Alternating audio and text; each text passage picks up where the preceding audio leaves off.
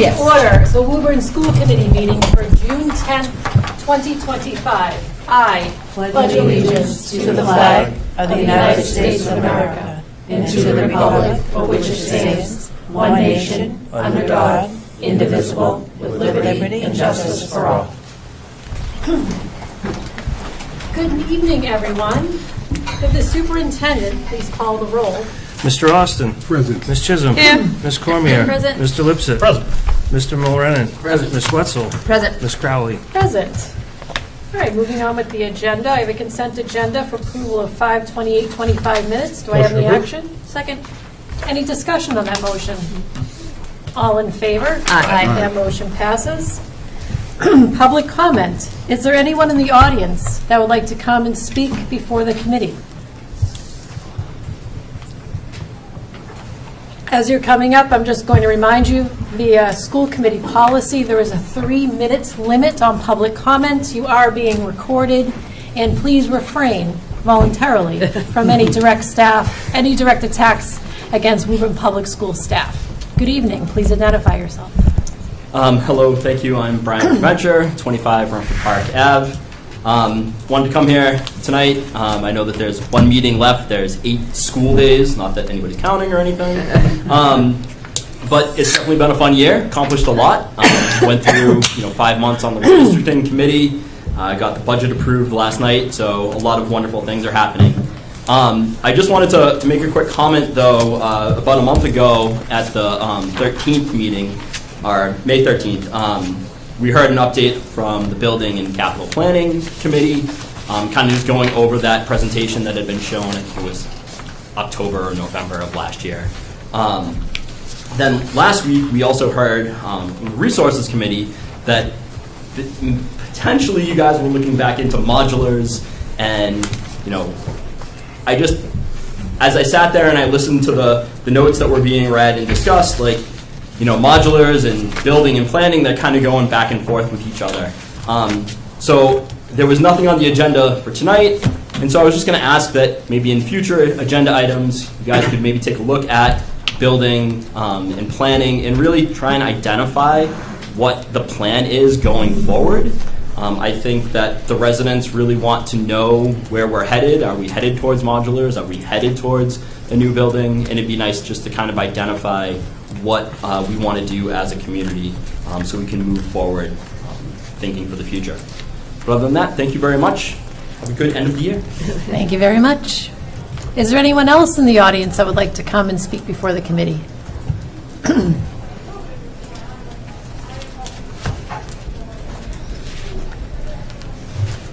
Good evening. Hi, Rachel Kuberry, 6 Blake Street, Harold Wyman parent. I just have a couple of quick questions or remarks. First, around the budget. Great job last night getting the operating budget together and passed. I still have big questions around the capital budget requests and the capital improvement plan. Since you guys put forward a request that was just shy of $12 million, and we got, I think, $875,000 as part of the city's capital budget. I want to hear more about what we're going to do for that $11 million part that wasn't funded. In talking with Mayor Concannon last night, spoke to a bunch of the parents after the meeting, which was super helpful, and hearing more about that sort of bucket 2 budget for those giant requests like this that really can't fit into the capital, the annual capital budget of the schools. That's where I think the community needs to hear more about what's going to happen with that. And I understand, I had emailed Ms. Crowley over the weekend around the capital budget and the role of the school committee. So even if it's not the role of the school committee to manage that part, it's the role of the superintendent to advocate for the needs of the district. And you guys do such a great job advocating for the needs of the district. So I expect to hear continued conversation about this, especially as the mayor is interested in putting together a bucket 2 for larger expenses that may go out to bond. My second comment is about the transportation policy that we're going to discuss tonight. As I shared with the administration, who's responsible for implementing that policy, it's not implemented right now as written. We're revisiting the policy tonight and did in subcommittee. I expect the policy to be implemented with fidelity and equity as we move forward. And so looking at I want to hear that conversation as we look at the words of that policy tonight and update it, because we're not implementing it as written. And so I'm interested to hear more about how we're going to implement the policy or update the wording so that it matches our implementation. Specifically, I think there's a lot of people who get bused right now in Woburn because of a hazard, but the word hazard isn't defined in the policy, so I'm interested to hear more of that conversation. I've shared policy, which Cambridge Public Schools identify safety barriers, areas of town that they bus through, that they don't expect kids to independently walk through. I think that could work really nicely and match our zoning here in Woburn. And I caution the committee to over-define hazards so that parents lose that right to choose what to do, so that they're scared to sort of go against the policy and let their kids walk in an area that you've deemed hazardous. So I like the term safety barrier because that defines what we're doing. So anyways, I'm really interested in that conversation. And last is more just comment off something that Brian said. I want to hear more about the MSBA SOI and what project we're going to put forward. I know that that's on the agenda. I'd really like to hear some community input on that, and I want to see you guys reaching out to the community so that we know what the community wants to do, because there's such a huge financial implication for everybody in Woburn. And so while I respect that it's your decision to make, I think hearing from people about what they would support would be really important. So thank you. Thank you very much. Is there anyone else in the audience that would like to come and speak before the committee?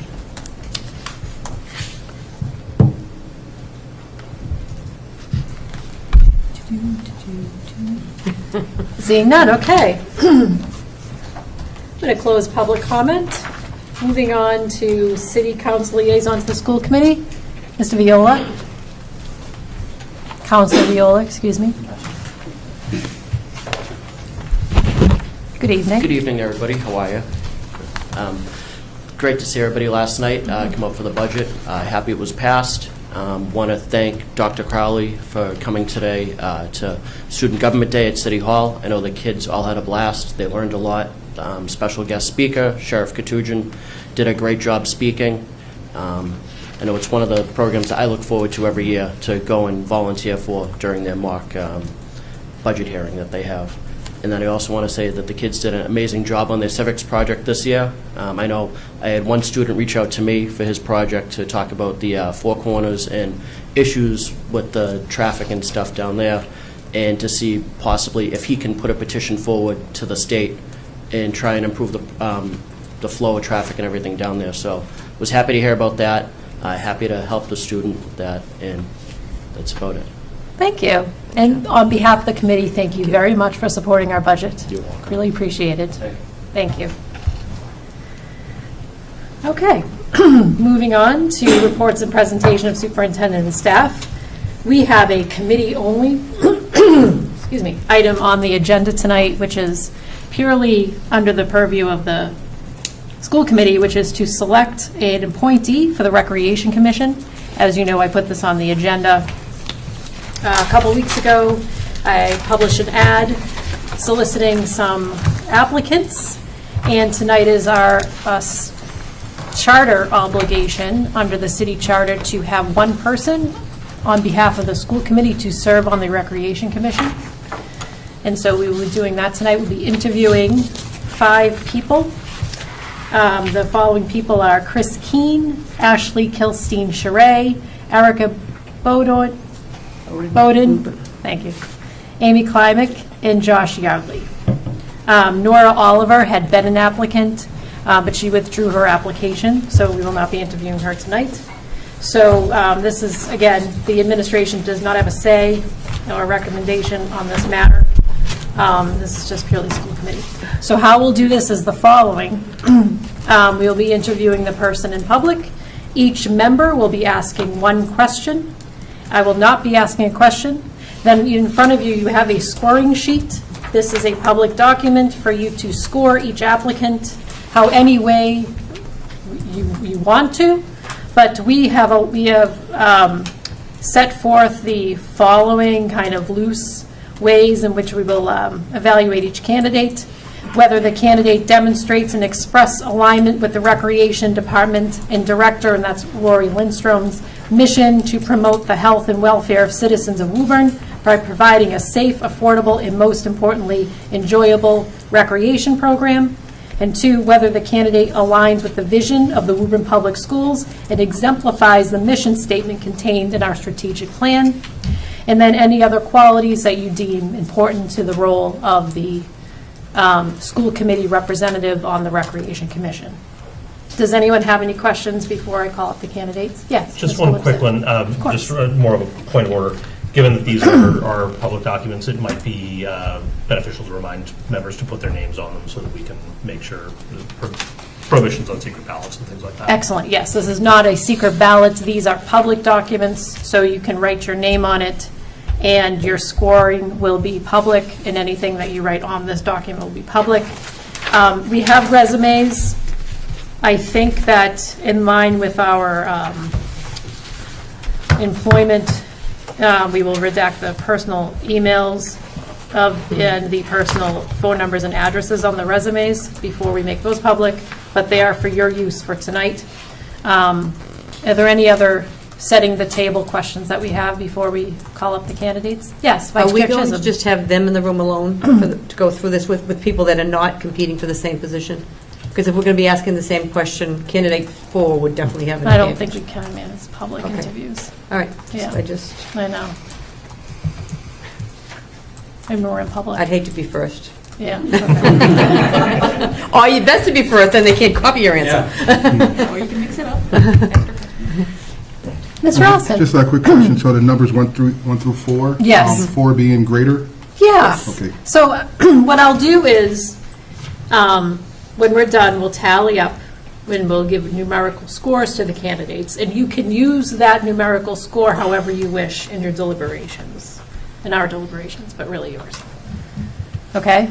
Does anyone have any questions? Because this is a super important role that we have. No? Okay. All right, I just wanted to Of course, Vice disclose that Chair I Chisholm. have a branch out there of the family tree that's going for this, so I just want to make sure that everybody knows that I do have that. Thank you, Vice Chair Chisholm. Okay. All right, I'm going to call up I'm going to look to the audience to see if anyone would like to volunteer to be first interviewed by the school committee for the position of appointee to the Woburn Recreation Commission. Oh, there you go. Yeah, come on up. You get extra points for that. I was also slightly late to the application process. So you can, I'm sorry, I didn't interrupt you. No, go ahead. Okay, I'm Ellen Crowley, I'm Chair of the Woburn School Committee. And you can start off by introducing yourself, and then each member is going to be asking you one question that they have prepared. Sure. Okay, go ahead. Hello, everybody. My name is Amy Klimek. I've been a Woburn resident my entire life. I've come up in the Woburn Recreation Department. I've worked in the Woburn Recreation Department, and now I coach pretty much everything. So, fire away. All right, great. So I will turn to Vice Chair Chisholm, who will ask the first question. What would be your first priority, a project or personnel that you would like to see put forth? That's a good question. So, I think Woburn is right now lacking a little bit of the adaptive and inclusive programs that we have. I've got a niece in my family with severe special needs. She was born extremely early. So when she comes to visit or if she's down here, I like to be able to bring her somewhere that she can be comfortable with and safe to be able to play and kind of have a part in that and be a little bit proud of myself to be like, hey, this is something that, you know, Auntie Amy was able to help with. And I mean, I think that, we're doing well, don't get me wrong. We're on the right path. I just feel like there could be a little bit more adaptive and inclusive programs and play structures. Thank you. Hi. Actually, Vice Chair Chisholm took the words out of my mouth. See, to be first sometimes. Yeah. No, that was a really good question.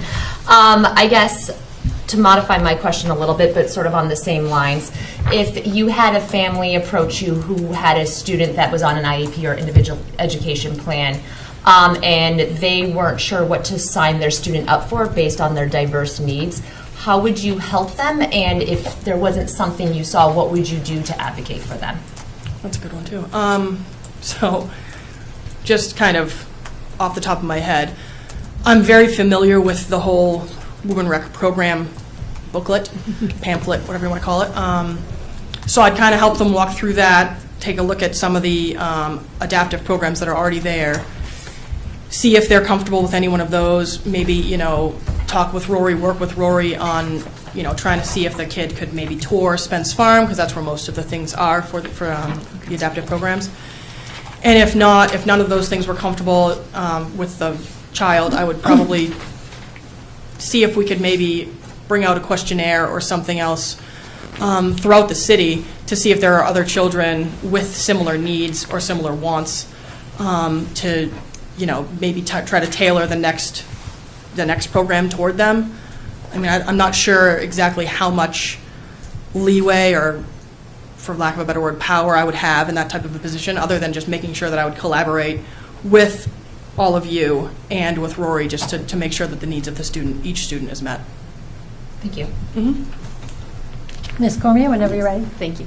Can you describe what this position entails? How you understand it? So the way I understand it is I would kind of be a liaison between each one of you guys here and the students in general, mainly the students, but I know you guys represent each of them.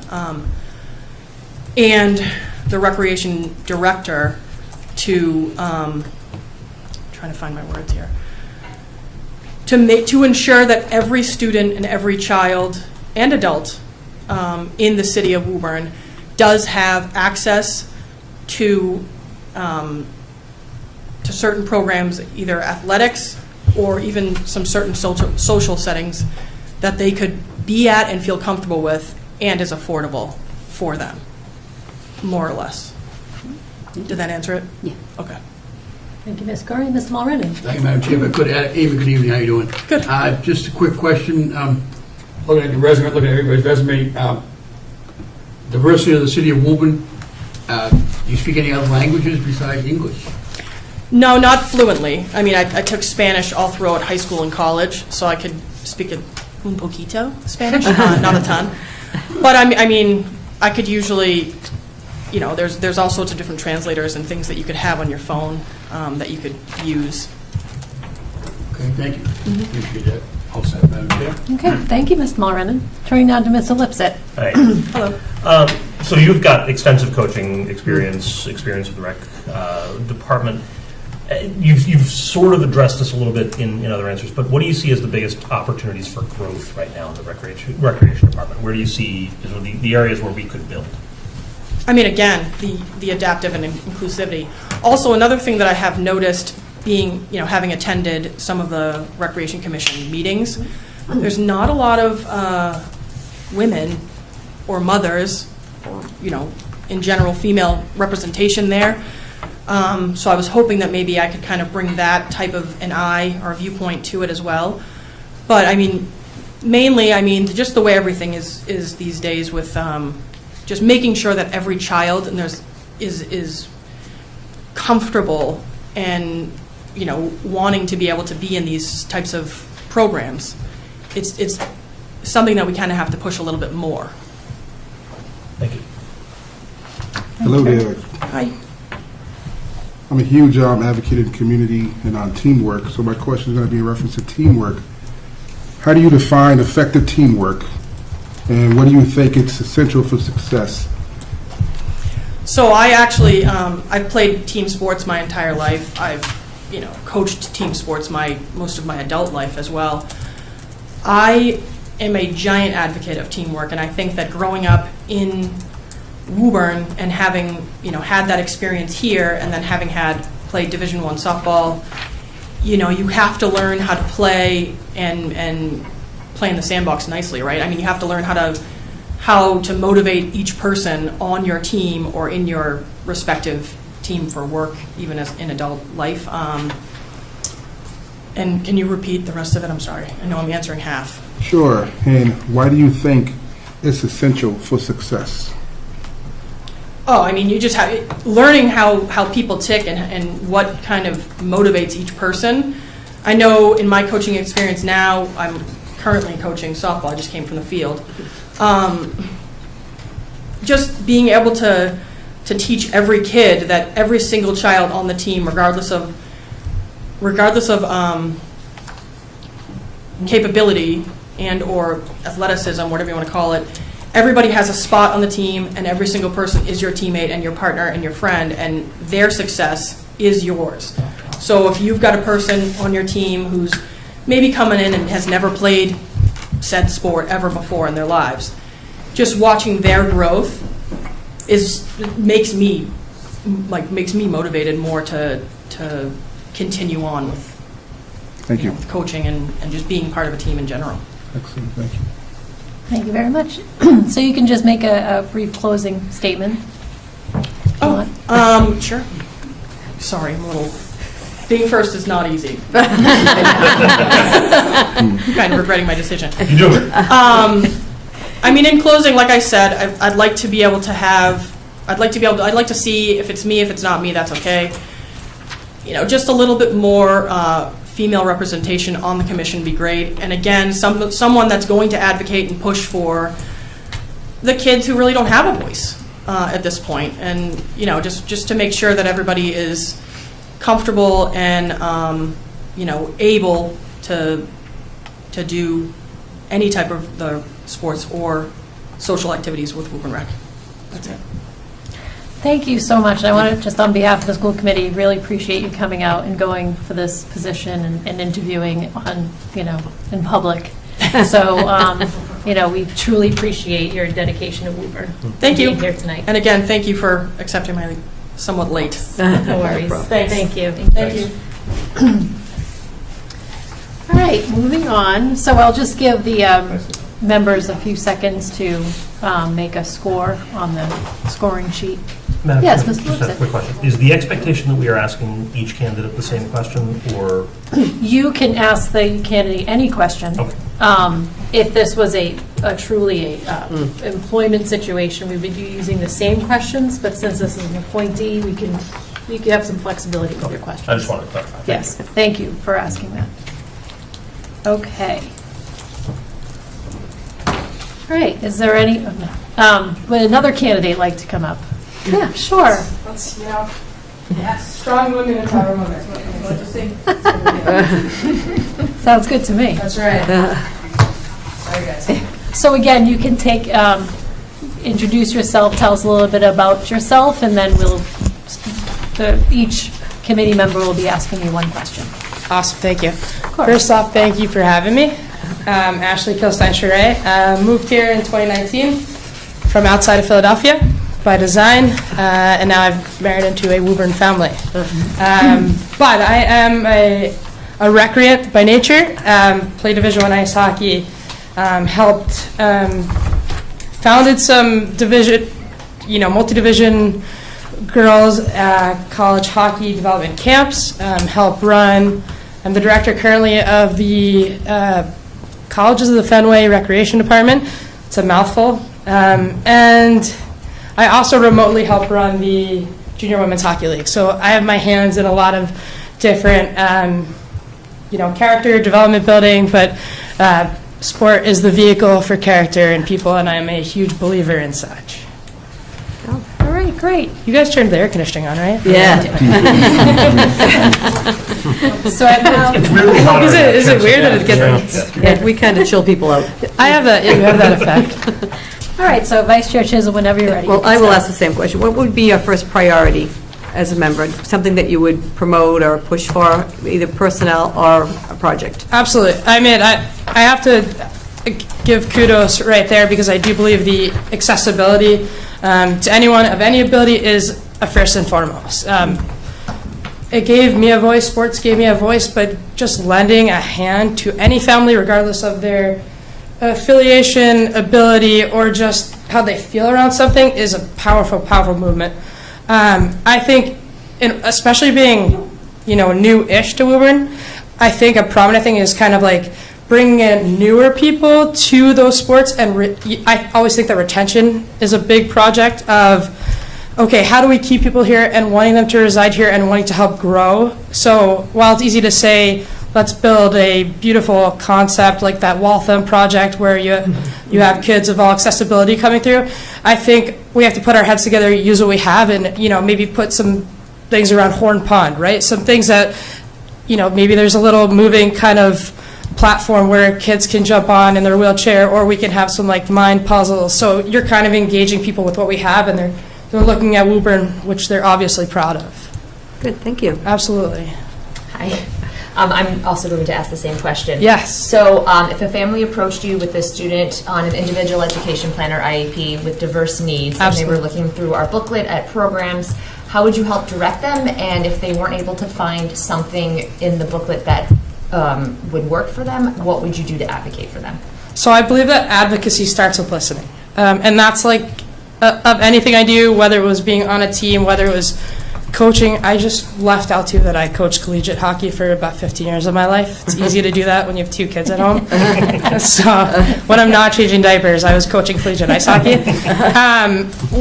Point being, advocacy on the ice, advocacy to families started with listening. So I think understanding and first hearing them out of their needs is my first priority in helping.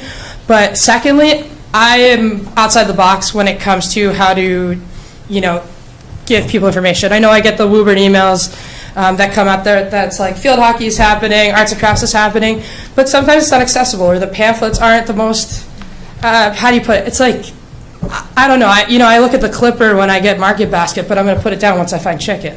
So I think you have to get out there. You have to be egregious. And maybe you go to the library and you hold some forums. Maybe you have like try T-ball day. Maybe you put down like we have a pop-up farmers market. Like I think the idea with getting creative, involving people and let them get a taste of what makes us great. No money, no holds bar, you're welcome here. I think that's how you advocate and get people to like, just get a taste of what we're about. Make it interesting. Thank you. Absolutely. All right. Ms. Cormier, whenever you're ready. Same question. So how do you understand this position and what is required for it? Or what you'll be doing? Absolutely. Recreation is an absolutely universal language.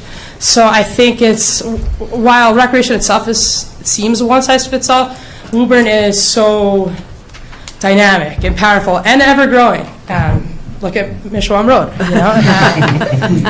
So I think the biggest thing that how I see this position is creating a nonlinear line, right, to accessing recreation, to maybe merging that with school systems and learning about like our government. I think I've just created 4 corners by default of my hands, but that being said, it's like just kind of having the ability to bring everything together and being a voice, an understated voice, and anybody in sports knows it's never about one singular person. It's about kind of being able to guide something. So I look at this position as a chance to make change, and it's not like a encapsulated like here's your role, check it off, make a SMART goal, you're set. Like it's if kids have at the end of the day they can like maybe take 2 steps or can throw a ball or they're just have a smile on their face. That's my job. Thank you. Absolutely. Thank you. Ms. Mulrennan. Thank you, Madam Chair. Good evening, actually. How you doing? Great. Thank you, sir. Looking over your resume again, hockey to me is the most expensive sport I could ever think of. Yes, sir. So what kind of fundraising idea would you bring, to Woburn Rec right now? Obviously, we came, the Superintendent, Chuck Rill, we had a capital improvement kind of a mock meeting with the students today. So if you had the opportunity to go to the rec, what kind of fundraising ideas might you bring to them to help the improvement for fundraising? Absolutely, and excellent question. The most beautiful thing I think about hockey, especially like if you wanted to learn about hockey, just stand in Woburn and you're going to get the history spewed at you. Like in the likes of the Courtney Kennedys of the world, you stand here long enough and you just get bypassed, right, with things. So the most prominent one that actually gives out so much money and is underutilized is USA Hockey, Boston Bruins, Warrior Project. Bob Rotundo, he runs a great sled hockey program that takes it perfectly fine. And if you know any teenage boy, they get rid of hockey equipment quicker than like an internet rail, right? And that can be spewed down into, adaptive sport, to sled hockey, to kids learning. But the Bruins have grants. Any NHL grant, now the PWHL has grants where they're giving money out so kids can try things. And there's jerseys, there's equipment that come with that at no cost. Why? Because at some point you're going to pay $40 to sign your kid up, and you're going to go and be part of the cog in the wheel. But for now, I think there's so much that's in, and so much that, like, I want to give stuff for my cloud. Like, trust me, there's plenty of hockey stuff that'll be donated. And then it's just asking. You'd be surprised. There's NCAA compliance rules, and we would be very, like, clear to not violate that, but ice is ice. Like, it's going to be there. So if you can get kids on the ice and they stay, there's no cost to that feeling of the wind in your hair. Thank you very much, appreciate it. Absolutely. Thank you, Ms. Mulrennan. Mr. Lipsett? So I really appreciate your focus in your resume on wellness programs. Yes, in your current absolutely. position. I wondered if you could give me an example of a wellness program you helped develop that you thought was particularly notable or proud of. Oh, yeah. So a couple, right? When I was coaching at a very prominent non-Harvard hockey team, it was Princeton. We had Tiger Fuel. And Tiger Fuel was like where it seems like it's just weightlifting, it was like varsity sports and mental health coaching. So we helped bring in someone who would probably be what would seem like out of cost, and it wasn't funded by our programming or, Tiger overall mental staging. We got someone to come in that also helped partner with the community. So it was pretty cool to see kids that, had different ailments, whether it was like spina bifida, people coming out. Like, we got on ice with them, and Tiger, oh my God, the name of it that I've been, now I've lost it. You just picked That's it up. okay. Yeah, I was like Tiger Claws. I don't know. Yeah. Tiger Health was like super big in that, and then Fitwell at Wentworth, and then what we use at the the College of the Fenway has been huge. So we do a lot of tabling, and just by way of that, if you have like any type, like we get vendors out so easily, and it's like from things as far as like health and wellness, nutrition. You'd be surprised at how quickly like the Harvard Pilgrims of the world want to come in just as closely as like Sodexo does, right? And they want to involve people. But I loved the one where like we had our mental health coach come in, and these kids that they thought they knew everything, and like underexposed kids, they all came together, and these kids got really humbled really fast, and they learned. Thank you. Mr. Austin? Thank you. Welcome. I'm going to stay in the spirit of teamwork. Yes. Considering that we all are on a team in some sort, so you are going for a position that is part of a team. Tell me about a time when when your team that you was a part of faced a significant challenge, and how did you help that team overcome it? Successfully, or like it wasn't always me. Like I helped, but just to go backwards on this, I'm glad I wasn't a swimmer or a figure skater or had to do something on my own, because I wouldn't have done it well, right? Like, I'm only as good as the person next to me, and if we all did our jobs, we were successful. I don't know any day that I went out there without butterflies in my stomach, and to this day, like when I'm driving to work and I'm like, I better be good, like I better be marginally good today, and even with my kids, I'm like, wake up at 6, and if they wake up at 5:15, I'm like, let's get at it, right? So, point being, there were days on the ice that were really hard, and there were days in the field, and there's days in work. I think the biggest thing that I faced is like kind of just showing up.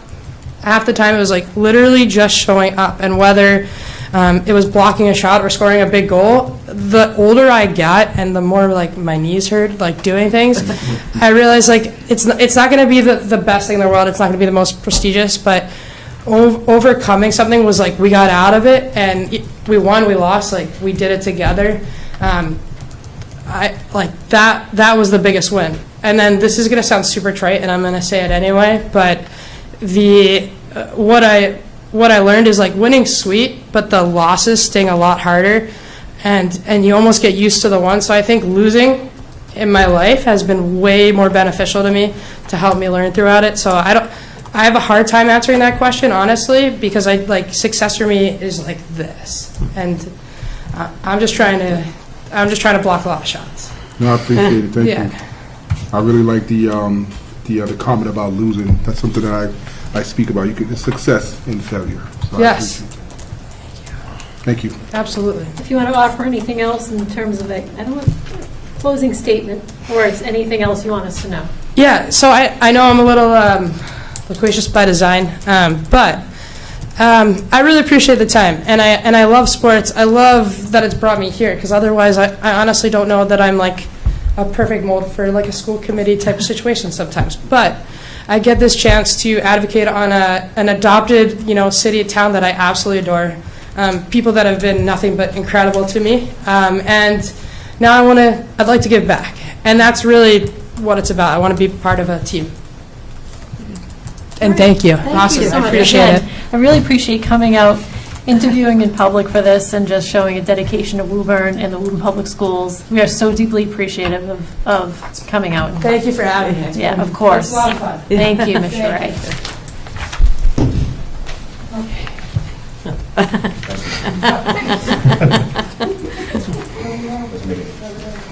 You want to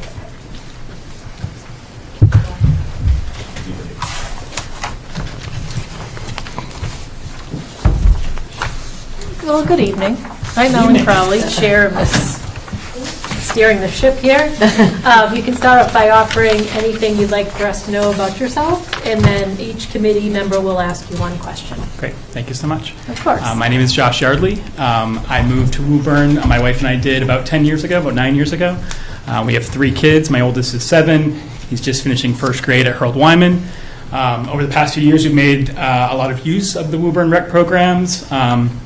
Little League, youth soccer, some of the Woburn rec, dance programs and arts and crafts and tiny tykes, and just we didn't know that much about it before we moved here, and have just felt so blessed to have that resource. I started coaching my kids' sports programs, and I really appreciate that as a resource, and want to do all I can to help maintain and improve those programs. So really great to be here with you all. Thank you so much for the time. Thank you. Nice to meet you. Vice Chair Chisholm, whenever you're ready. I'll stay. What is your first priority, or what would be your first priority on the board to push for something that you felt was missing or that could be improved upon? Sure. For me, I'm a stay-at-home dad, but I'm also a part-time teacher. I've been teaching for 20-plus years, and I agree with what the other candidates have said about the importance of adaptive programs. I also really, really think that, for me personally, like the front-line workers are just the most important. I mean, the teachers in the classroom, the instructors in the programs, the coaches on the field. And as someone who, is just kind of getting into coaching, and seeing the different ways in which coaches can connect with kids and with families and make them feel a part of the team, make the families feel connected to the community, I feel like there could be a real role for the rec department to help those coaches and those instructors. I mean, I know a lot of the instructors that my kids had in Woburn rec programs, a lot of young people, a lot of high school kids, and I just think focusing on giving them more tools to be able to, sometimes we have these things called adaptive programs, but lots of times we have just a regular program, an adaptive program, whatever, where there's just a lot of variation in terms of what the kids need and how the kids need to be worked with in order to feel connected to the group. And so I just think it could be useful to spend a little bit more time and focus and thought helping to train those frontline coaches and instructors on the field. Yeah. Thank you. Ms. Wetzel, whenever you're ready. Yep. Hi. Hi. So if a family approached you who had a student on an IEP or individual education plan with diverse learning needs, how would you help them find a program? And if they weren't able to find something that they thought was appropriate or that their student would like, how would you advocate for them? Yeah, great. I mean, I'm going to be very honest. One thing I'll do, and this is just something that I would need to do as someone maybe who doesn't have as much familiarity with the full catalog, is really just to go through and see what opportunities there are.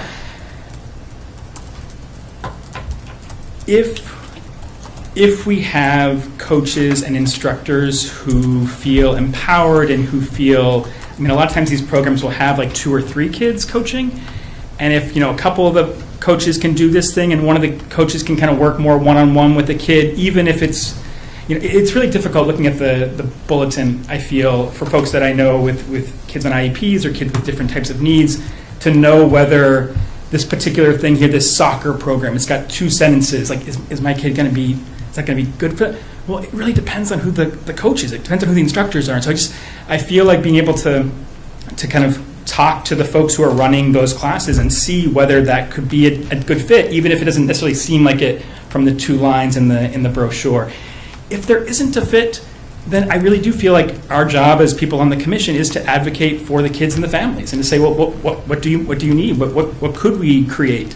That brochure has so many things in it, and I hesitate to say, like, oh, let's like add a bunch more, but there's so many things, so there's probably some good stuff there, and if there isn't, we should add some more stuff. So anyway, that's how I would see my role.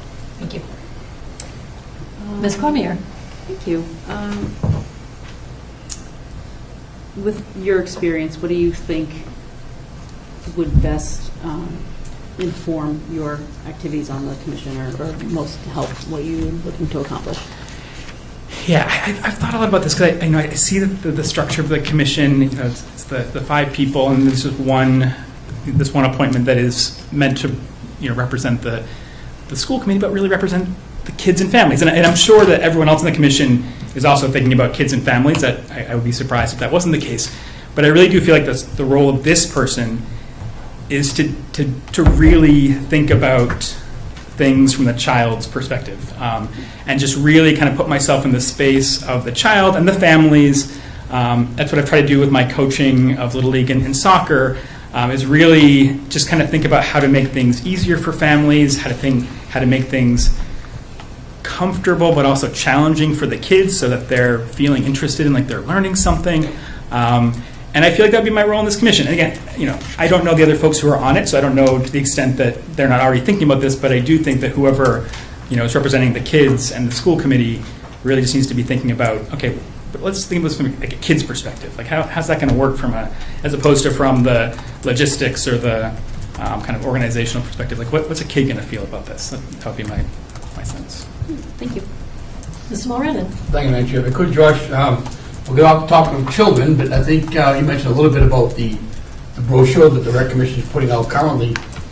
What do you feel is missing or lacking for adults, for the Recreation Department to do for adults? They've got tons of programs for the younger population in the city, but to me, again, I'd love to hear your opinion on what's lacking for the adults in the community. So this is a great question, and I'm going to be honest. I don't know. I would want to learn more about that. I would want to kind of see because I've been looking at that brochure for the past probably 5 years, every year and every season it comes out, and I'm just looking at it from the perspective of a 4-year-old and then a 5-year-old and then a 6-year-old and a 4-year. And so like the idea of like, oh wait, I could do some of these programs too. That could be kind of cool. So I don't know. It's a great question, but I'd have to think more and learn more about that to be able to answer it. Yeah. Thank you. Mr. Lipset. So, you've mentioned some of the different programs that your own children have taken part in. I'm interested especially in your thoughts on some of the non-sports offerings that the rec department has offered and where you see opportunities for growth there as well. Yeah. So it is like, my son is big into sports. And so it was just going through that brochure, it was always easy for him to pick out 7 different things he wanted to do. Now my daughter, who is 4 now, like she's coming up, and I just like, she's maybe wants to try dance, she wants to try gymnastics, she wants to try arts and crafts, and there are some of those things in there, and there are a lot of like we might call like survey courses for like a 4-year-old, right? Where you can like experiment lots of different things, and I think those are great, and so the only thing that I would say maybe where I could see that being improved, like the offering itself, I think seems good.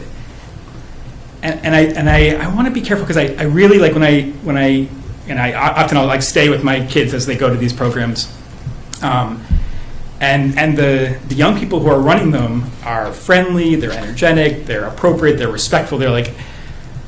But sometimes I feel like again maybe just a little more training. Like these are kids who are like really creative and like really can be motivated, and as opposed to kind of sometimes I see it more as like they feel like they might be like babysitting. I'm just like, no, like this group of 4-year-olds, let's go, let's do some arts and crafts, and so anyway, I don't know that necessarily there's anything missing, but I could see some of the offerings being punched up a bit by recognizing that even these smaller children, like, they have interests and they have things that can really be kind of pushed and brought out of them, even in those short, 45-minute sessions at the library park.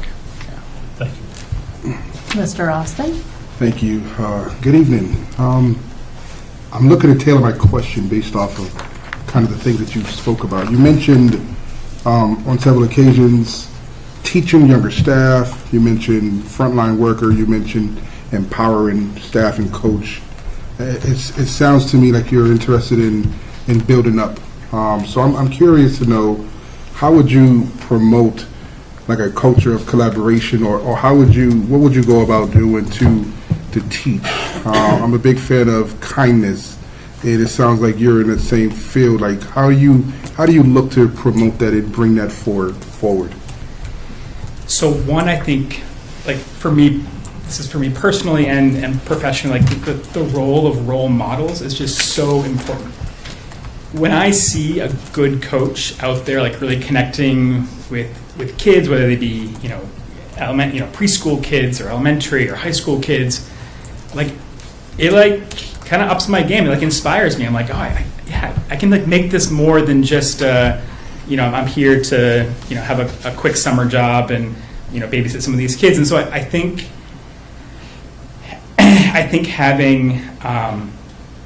having opportunities at the beginning of the summer or the beginning of different seasons sessions to have just bringing the different instructors together, having kind of a master teacher, having someone who's had a little more experience and has some sense or some experience working with this age group, kind of demonstrating what that looks like, and just giving these younger people, and sometimes maybe not so young people, tools to be able to kind of see this as more than just a babysitting job, but something that can really make a big difference in kids' lives, both because maybe they're not getting some of this enrichment in other places, maybe because they're struggling with making connections at school, and this is a place where they feel a little more able to have that happen if it's being facilitated by someone who's thoughtful about that sort of thing. So I don't know, I do see some of our role is to inspire these teachers, these instructors, these coaches to really think about what this job could really be, as opposed to just I'm just babysitting some 4-year-olds for the summer. So that would be my thoughts on that. Thank you. Yeah. Is there anything else you'd like to add in terms of a closing statement?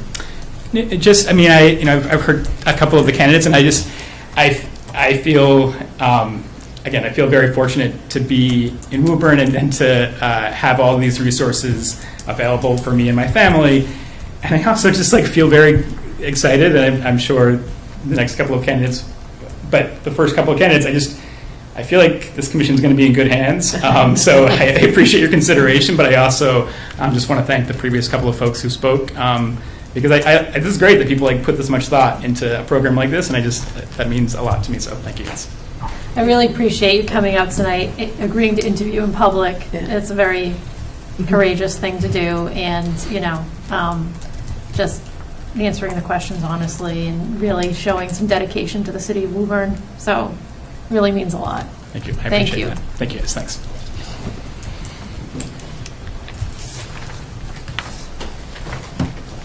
Okay.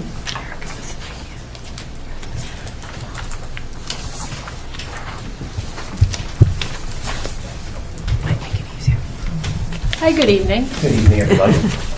Thank you for having me. I'm Ellen Crowley, Chair of the School Committee.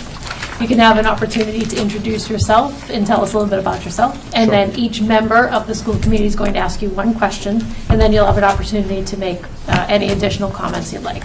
Sounds good. Okay, great. My name is Chris Keene. I am in my 12th year teaching right here at the Joyce Middle School. I teach 6th through 8th physical education. I am the head coach of the indoor track team. I am a former Woburn Recreation employee. I spent a lot of my summers throughout college and even a couple after that working for Roy Lindstrom and Brian Nagel. And I also coach the varsity golf team at Wakefield High School, and I am a lifelong Woburn resident. Okay, great. I'll turn to Vice Chair Chisholm. We'll have your first question. Okay, so what would be your first priority, I guess, for either personnel or a project that you would push for? And at last night's budget meeting, there was a request, or there was on their agenda for another full-time employee in the office. So is that something that you would support, or? Absolutely. Yeah. First off, I think that Roy Lindstrom and Brian Nagel do a phenomenal job with the Woburn Recreation Program. It's come so far since I was a kid going down to those fields, and they threw a couple wiffle ball bats at us and told us to have a good time. But they offer a very wide range of activities for children, whether it's, I know we've talked a lot about sports tonight, but there are a lot of great scientific programs, Lego programs, art and culture programs that go on. Any opportunity they have to have someone assist them, I've seen firsthand how hectic that office can be, especially in the summer months. I would absolutely support.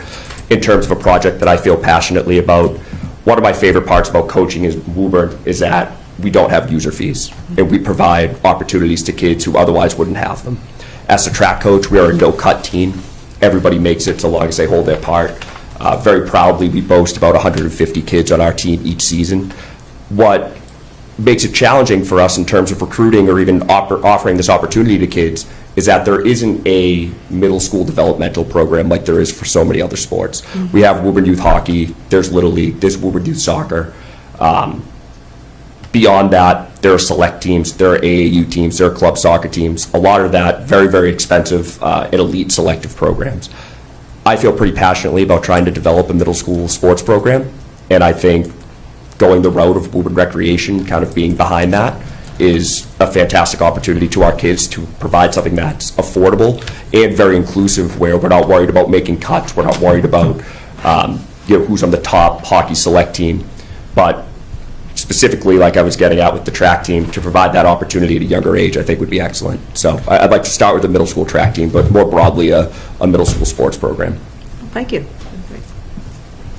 Ms. Wetzel. Hi. Hi. I have the same question. I think it's an important one. Sure. So if a family had a student who was on an IEP or individual education plan, and they approached you with a question on what might be best to sign their student up for, Sure. and they couldn't find something, how would you advocate for them? And if they could find something, how would you help direct them? Okay. This is something I deal with daily.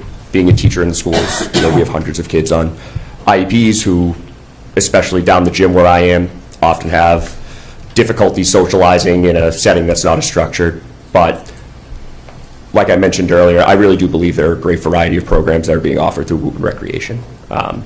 Finding something specific to that student need is really up to that student and their interests.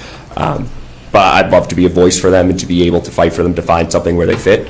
I think it would be possible to find, whether it's a worker within Woburn Recreation currently, or perhaps someone in the school district, to be a one-to-one to students should they need it, to provide a little extra support through those programs, whatever they want to do, so that they're just not another number out in the field, but they have someone to go to kind of be their go-to person for when they're a part of that program.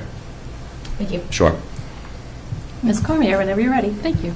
How do you understand this position, and what would be your role on the commission? So from my understanding, I'm a liaison between the school committee and Woburn Public Schools and supporting Woburn Recreation. And whether that means in terms of fighting for funding or coming up with projects and ideas or securing facilities, it's my job to kind of make all of those things happen. And I think that by being a teacher and a coach in this city, I have a great outreach to what students and adults are interested in, what they're looking for. And I think I have a pretty good pulse on the city and would be able to relay any information from the student body or parents and adults to the rec board and the rec program in general, in trying to support them however they need it. Thank you. Mr. Mulrennan. Thank you, Manager. Good evening, Coach. How you doing? How you doing? Just wondering, obviously, being around this for a while, you probably did a couple of the fun runs down at the pond. For sure. And as a former lifeguard 100 years ago at Horn Pond, just, thinking, what else is available? I know the city, the rec department offers just the kayaks down there. Mm-hmm. And again, to Ms. Wetzel's point, there's not a lot of adaptability for those. Years ago, there was sailboating and perhaps rowboating.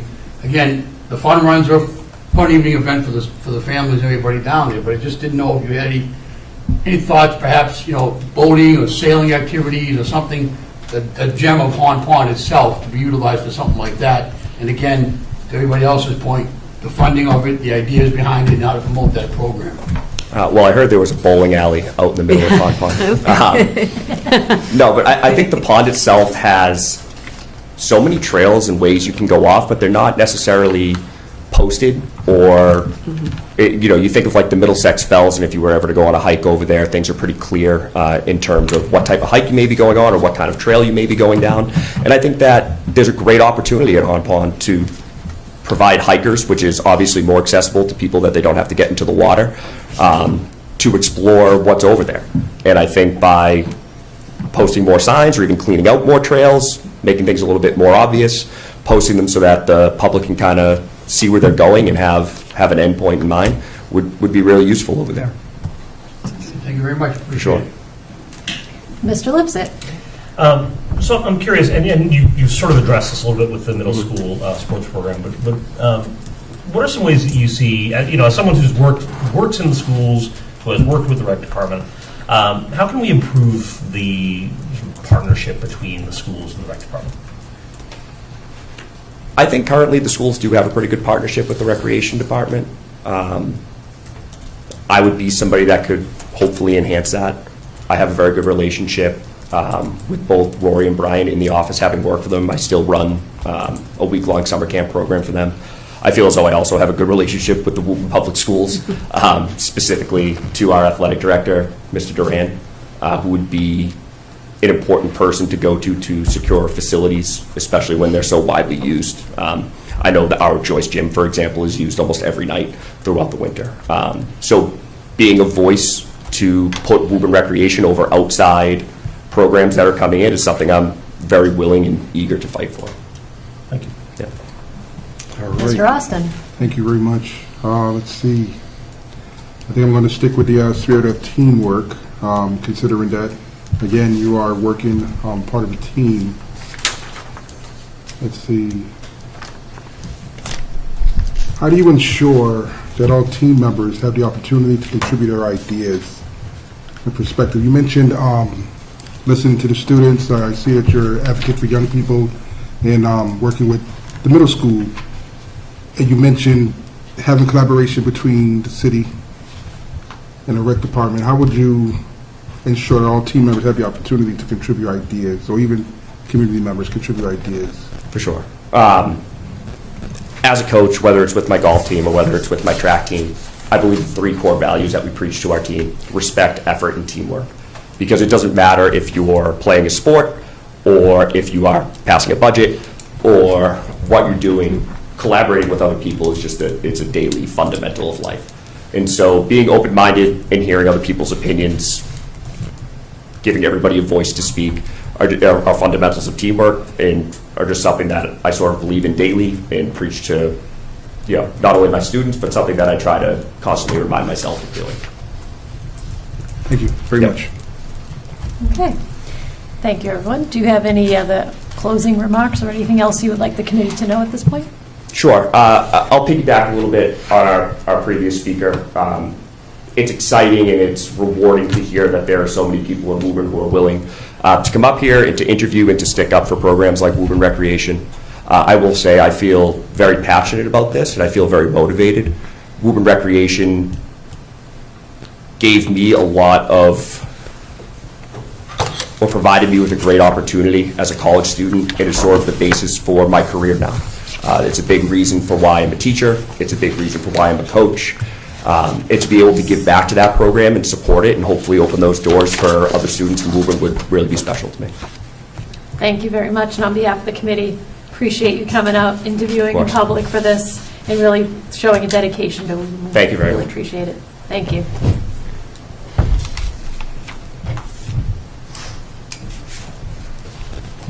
Okay, are there any other candidates in the audience for this? Okay, so I think I want to take a 5-minute recess to, there's one more candidate that was on the list, and I just want to check in with that person. Okay. So could I have a 5-minute recess? Could someone make a motion? I'll make that move. Second. Any Second. Any discussion on that motion? No. All in favor? Aye. Okay, we're in recess.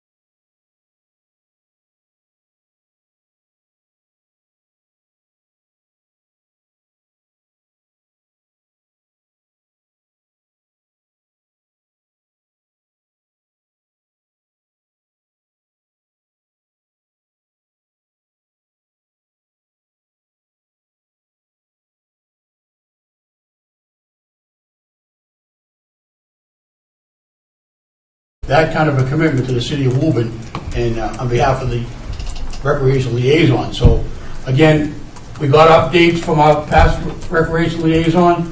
Feel free to come by, let us know what's going on. We'll reach out and try to find out, you know, the last meeting, or this happened, or this event went off, how did it go for the rec, what else do you need from us, and we'll be an advocate for you as well. So I appreciate everybody's time this evening. Thank you. Okay, any further discussion on this motion? All right, I'm going to call it. All in favor? Aye. Aye. Let's do a roll call vote. Mr. Austin? Yes.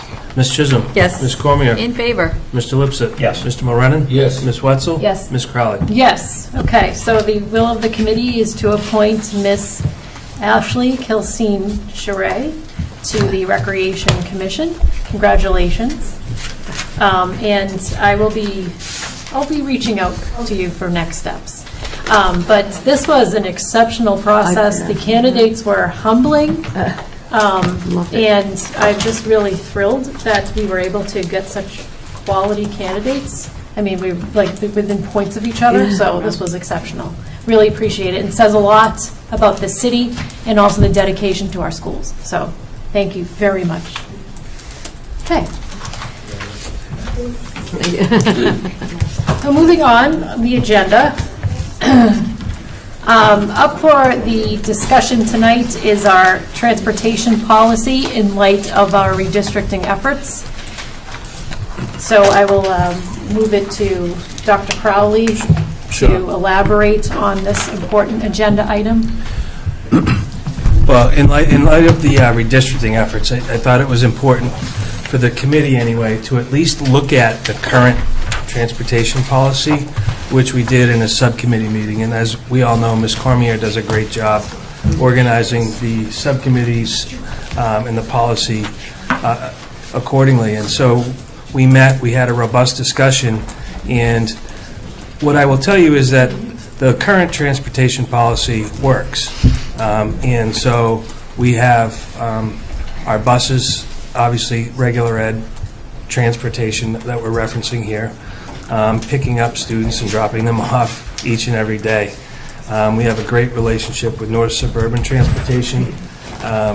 In fact, we just obviously signed a new contract with them. And so the question then was relative to redistricting and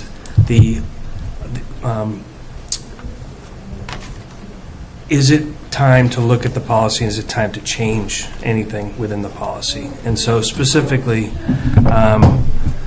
the policy reads that all students K to 12 who live more than 1.5 miles are eligible for busing.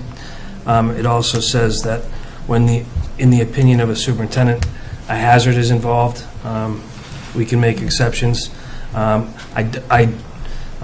then all pupils with medical evidence that transportation is necessary, transportation is provided. And so with all three of those factors, I'll pause, but will tell you, I spoke to our transportation coordinator, who is also our payroll coordinator, so I didn't have that conversation until about 5:30 tonight, after payroll was done. My thinking is, and it's the school committee policy, but given that we are going into the phased redistricting, we take a more thoughtful approach to maintain the current policy for this coming school year and look at this policy as it relates to the phased redistricting, so that we're giving people significant notice if, in fact, we are going to change anything related to the transportation policy. Correct. So, again, it's the school committee's policy. People have advocated for some changes, and we will enact whatever is decided, but that's really where we are. Okay. So more of a reinforcing of the current policy is, so there's clarity as we continue to redistrict. So, okay. Anyone want to start a discussion on this? Ms. Cormier, Yeah. do you want to add anything? Yeah, so of course, this is going to come up in my minutes. from May 29th, but the thought here was to request that we, instead of just tabling today, we actually discuss, and so that's why it's part of the regular agenda, so that we can then vote at our final meeting, so that the transportation coordinator can use that going forward in case there are any changes, and don't want to leave it until September. So we did have a lot of, I want to thank Allison Bennett for her questions about this specifically, regarding this policy and, how things are determined. And so that, yes, we are looking to enforce this for the 25-26 school year. 1.5 miles, depending on where you are, how it works, the transportation coordinator knows, I think, best how that works based on their experience with this. But they did mention that the definition of a hazard is decided by the traffic safety officer, which I think is an important point. And that person can, Officer Stokes can report on the process if needed, potentially if we need to at the next meeting, but is one, sort of set of eyes on hazards. And then the policy does say that exceptions can be made at the discretion of the superintendent. So again, if there were other sort of things that came about, that's definitely something that could be adjusted based on that. But at this point, I think 1.5 is what it's been for I don't know how long, because there's no date on this. But I think it has worked. I don't know that there's been any issues, and so I would be fine just to adjust the language, but keep the salient points the same. Okay. So policy subcommittee is not making any recommendations for any changes to the substance of the policy, so to speak? Correct. Okay. All right. Any further discussion on this, Mr. Lipset? Just to clarify, my recollection from previous discussions on redistricting was that sticking with current policy, we would not see any financial changes to bus current busing costs. Is that correct? That's accurate. Same amount of buses. All right, and so presumably any changes to especially the mile limitation might produce fiscal changes. So another potential reason to sort of use this as a testing year and see where we go. Okay. I think one thing that was important, if I can jump in, is that more stops, especially if they're, it's been mentioned that some drivers would stop because they would see kids, on the way that were much closer, that with no hazards. The more stops you have, the longer it takes to get to school. So you've got the kids who are initially getting on the bus. You got to push the time earlier and earlier. I don't know when the earliest you can get on the buses for elementary, but that is one consideration, is that the more stops you have, it's going to be the same amount of buses, but the more stops you have on it, the longer it's going to take these kids to get to school. So I think that's important. All right. Thank you, Ms. Cormier. Thank you. Anything else on this? Ms. Wetzel? I just had a clarification question. So for students that are currently being bused that live less than 1.5 miles away and don't have a hazard, would those students lose their busing? Or how does that work for current families being bused that might not qualify based on our policy? Do we know yet, or is that something we look at? I'd say it would be a case-by-case basis. I think sometimes there are Four Corners, as an example. If you live on Locust Street, you're within 1.5 miles, but clearly that would be a hazard. It's not defined. There are neighborhoods in Woburn that do not have sidewalks. That would be a hazard. So I think taking it as a case-by-case basis for this coming year makes sense, and then learning what that means. Because what I was trying to say earlier is I don't want people that are right now in June thinking that they have a bus for this coming school year to learn, oops, you don't. Right. So. Agreed. And then I'm wondering if, while we're looking at those hazards, if we might be able to incorporate those into our policy. Like, we know Four Corners, for instance, is one. If we could put that in there, that way a family that's moved here already knows, oh, okay, I get busing because I live in this particular area. And it could also help admin too with the workload, because there's something there to reference that's in writing. Just a thought as we're going through it. Yeah, so I agree. We just need to have a meeting with Officer Stokes, Transportation, myself, probably Mr. Devine from the bus company, get some stakeholders to help define what hazard is. Okay. Dr. Crowley, Ms. Cormier? I like that. I like, in general, for policies to be pretty broad on paper, and then in the implementation at the administration level, the more the nuance comes out. I think I would recommend for that to make sort of an addendum policy, so that this policy remains as whatever we vote, and then to have like one of those extra ones that kind of get stuck on with those specific ones. I think that is, I agree with your rationale, so I think that is good. But that's how I would recommend doing it. That makes sense. For the record. Yeah. Right. I mean, I think what Ms. Wetzel was saying sounds more like a protocol that is born from the... That should be available somehow to the families and admin. Excellent point, though. of Vice some Chair sort. Chisholm? The only problem I would have is things change so rapidly in the city. When building is happening, we could have an area that is wonderful and then becomes a hazard. Like, I would not want to see my kids walking down Mishawaka Road, which on one side does not have sidewalks, and those kids walk to the old Wyman forever. And I would not want to see a kid walking, because it makes me crazy when I see kids going down there by themselves. But, so to put it in print that this is an area that's a hazard could maybe, hopefully, become better. And then we'd have to go in and amend all of the policy. And someone would have to remember to do that, because it would be in trouble if somebody said, well, it's in your policy that says I get bussed. So we just have to be a little bit vague as far as, maybe as we do applications or when parents come and we know that that's a hazard, we could mention it then. But to actually put it in our policy might create a little bit of a issue. But food for thought. But I do think that people should know sooner than later. But I think I agree with that, and how Ms. Crowley mentioned like a reference, like a protocol, Right. Not in the policy necessarily, but a document that may cover all of that. I think because that can be adjusted at any time. Mr. Lipson, anything else?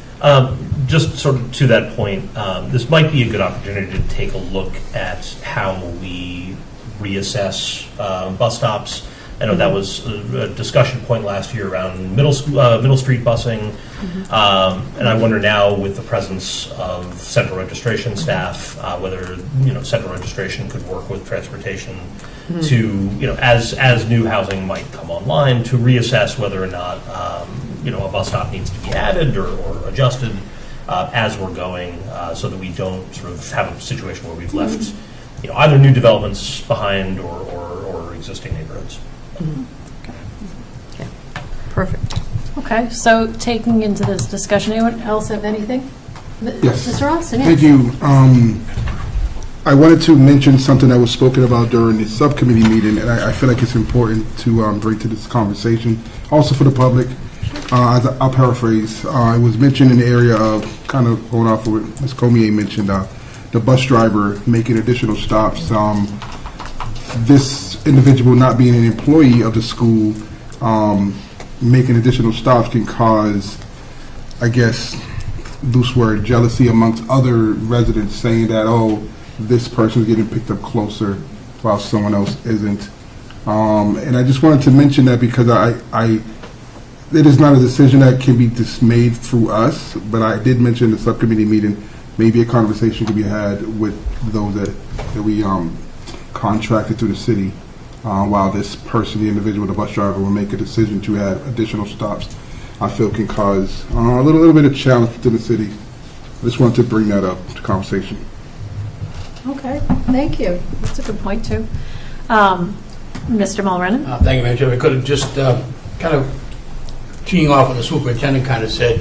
Here we are discussing, very important topic after redistricting, after a budget, after all we're going through, and put this onto the families. Like, what's going to happen in September? I think, to the superintendent's point, is revisit this over the summer. But come September, you're still going to have the bus stop that you had in June, hopefully.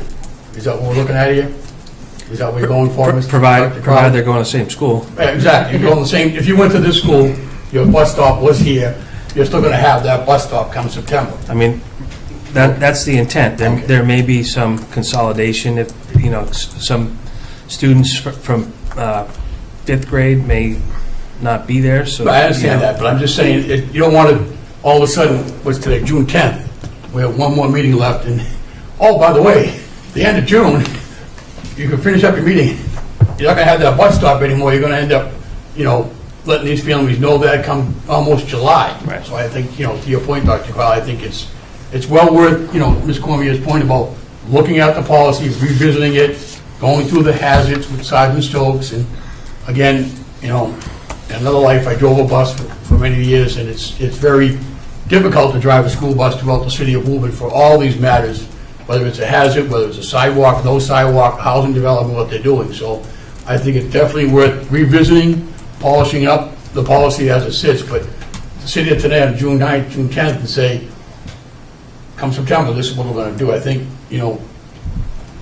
let it lie the way it is for now, and obviously let folks know ahead of time, long ahead of time, that there may be or may not be changes come the bus transportation for the city of Woburn. Again, the point came up tonight about the recreation folks. We're very fortunate here in the city. There is no bus fee.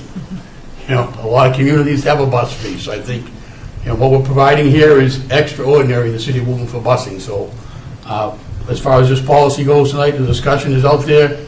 Happy to discuss it further back come September. So, thank you for the discussion. Okay. Anything else on this topic? Okay, it sounds like the next step is to collect data of what busing looks like post first round of redistricting, bring back to the committee, to policy subcommittee if there are any needed changes, and then Ms. Cormier, sorry I keep calling you by your first name, Ms. Cormier's subcommittee is going to look at maybe adjusting some language, but that's going to be in conjunction with the folks that are responsible for safety in the city, and we're just going to sort of collect data and then derive our policy changes based on that. So, Is there any? that is an option, and I do plan to have policy on the 20th, which is prior to our next full committee meeting. Yep. The intent was to vote on this on the 28th. Would that still be? What would we be voting? Oh, to any language changes you suggest? Yes. Okay. Yes. So, yeah, we could potentially, if we need language changes that you're suggesting from policy, we could modify the rules, leave of the rules in order to approve those for the September year. Yeah. Okay. But these aren't going to be not changes to the substance of the policy, just Right. some tightening up some language. Right? Great. Okay. That sounds great. Did you want to add anything else? Just Clear as mud? as a timeline, Yeah. the intent is to have the bus routes done and out to families by the first week of August. So that'll be a project undertaken next month. Okay. August. And just to reiterate, we do have the bus rights app, which I hope families take advantage of, which allows families to track where the buses are, and if they're late, they can see in real time how far away the buses are from their stop. And so we've been using that effectively for the past few years with good feedback. So, and we plan on continuing using them next year as well. Great, thank you, Dr. Crowley. Sure. And I just feel compelled to remind the public that this does not include special transportation or any transportation that you may have a right to because of your housing situation and things of that nature. This is just your general busing in our contract with North Suburban, not North Reading Transportation. Okay. Madam Chair, if we could. Of course, Ms. Mulrennan. I'd like to also have Ms. Cormier, again, to the public, those people here tonight, as well as those that might be watching on cable, again, reiterate where they might find a copy of all of our policies, but in particular the bus policy and under what line we might be on, Ms. Cormier? Well, in this case, for instance, EEAA walkers and riders that we were just discussing, is on the MASC website, but the changes that I have suggested for the minor language changes are attached to our agenda for this evening, as well as my minutes. And that could be found by citizens of the public by way of the school website, correct? That is correct. Thank And you. the city website, because City my, website. my agenda is also there. Thank you very much. Appreciate that. Amazing. Thank you. My best. Okay. All right, moving on to, now we're going to discuss, so one of the other amazing things that we do as a committee, we evaluate the superintendent in public, and we shall be doing that our next meeting, which is June 28th, or is it 25th? 25, sorry. 25, I missed okay. it. Not meeting you on Saturday. So on June 25th, we will be evaluating the performance of the superintendent. And so tonight, the superintendent, and with the help of Mr. Lipset, are going to lay out set the table for this evaluation that will occur. So, Dr. Crowley. Sure. Mr. Lipset. Mr. Ross. No. Pass it on down. So, I think members remember or recall that last year we talked about a change in how we were going to evaluate Dr. Crowley moving forward. As Dr. Crowley has now been in this position for several years, he is entitled to a transition to a 2-year evaluation cycle. What that means, and we did this last year, is that at the end of the first year of that cycle, we engage in a formative evaluation where Dr. Crowley reminds the committee and reminds the public of the various indicators that he's evaluated on, as well as his own particular goals, the student learning goals, professional practice goals. Provides us an update, which he did. We had an opportunity to discuss and provide some feedback. And then at the end of the second year of that cycle, we engage in the formal summative evaluation. As we have members who haven't engaged in that summative evaluation yet, I know Dr. Crowley is going to go into some of the detail of what that means. But just to sort of provide a little context in terms of why this looks different this year than it did last year. Last year was our formative evaluation. This year will be our summative evaluation. That language is very familiar to anyone who works in education these days, but maybe not so much to the layperson. So. Thank you. Thank you, Mr. Lipset. So, again, for the benefit of the entire committee, but to the new people as well, how this lays out is you wind up making a total of 8 determinations. There are 4 standards. The first standard is instructional leadership. The second standard is management and operations. The third standard is family and community engagement. And the fourth standard is professional culture. I will send you all this information. You don't need to remember this, but but for the sake of just context, there are the 4 standards. Under each of those standards are indicators that can be used to measure the proficiency of that standard.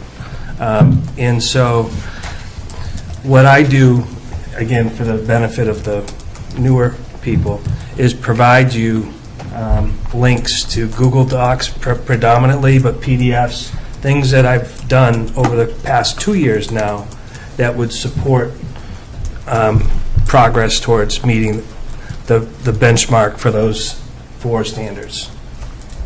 I do the same thing. I have 3 goals: professional practice, student learning, and a district goal. And so I will provide you information relative to those 3 goals. So that's a total of 7 determinations that you make. And then ultimately you make a determination of all of it together, so the aggregate. So, and the way I can share it with you, it's very rudimentary looking, but I will pass it down. You will wind up getting an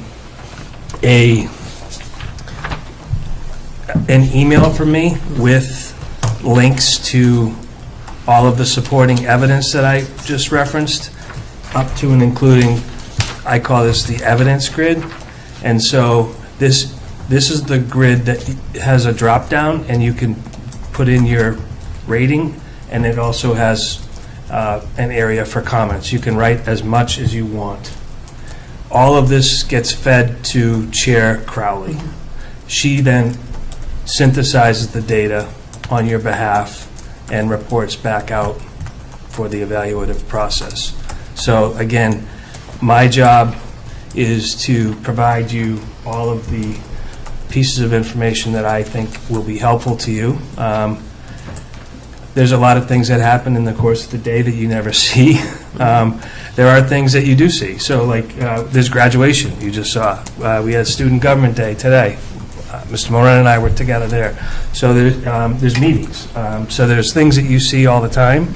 And then there's a lot of things that you don't see. And so part of what I try to do is put together pieces of under the hood that you may or may not see on the day-to-day. And so the other thing that I've thought about doing, and I will do, is writing some kind of a reflective piece to you.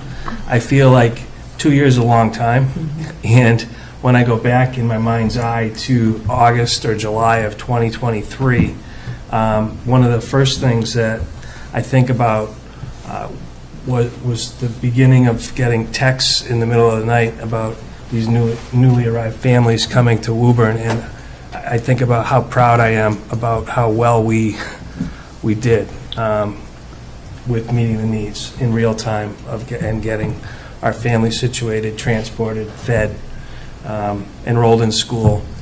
That was a huge undertaking. We were at the Alta Vista School within 24 hours, and then we were at the hotel a few nights later.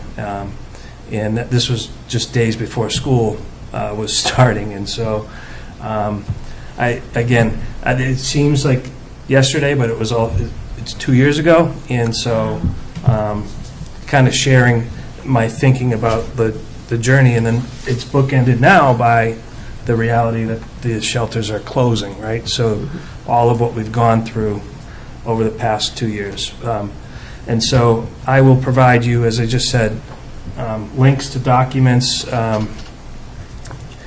and I'm available to answer any questions that you might have. If a document doesn't open, I will do my best to get that open for you. And my goal is to have my evidence to you by Friday, the end of the day this Friday. So then I will turn it to Ms. Crowley to give you whatever her timeline might be.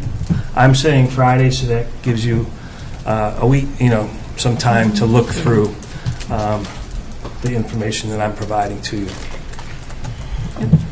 So I would like to receive it the day before the meeting, where I would take all of the information, which, by the way, all of your information is public, and simply just make a public presentation of your information in one document. That's really all I do. And so I just want to add that you rate the superintendent exemplary, proficient, needs improvement, or unsatisfactory in 8 different areas. So you have those options to work with. And you come up with those ratings by looking at the evidence that the superintendent is providing. And so basically what I do is I summarize what the majority of each standard was for the committee.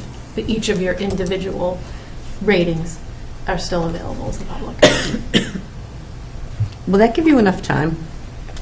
I mean, I think that maybe we could get it to you probably by that Saturday before, just to give you some more time to kind of...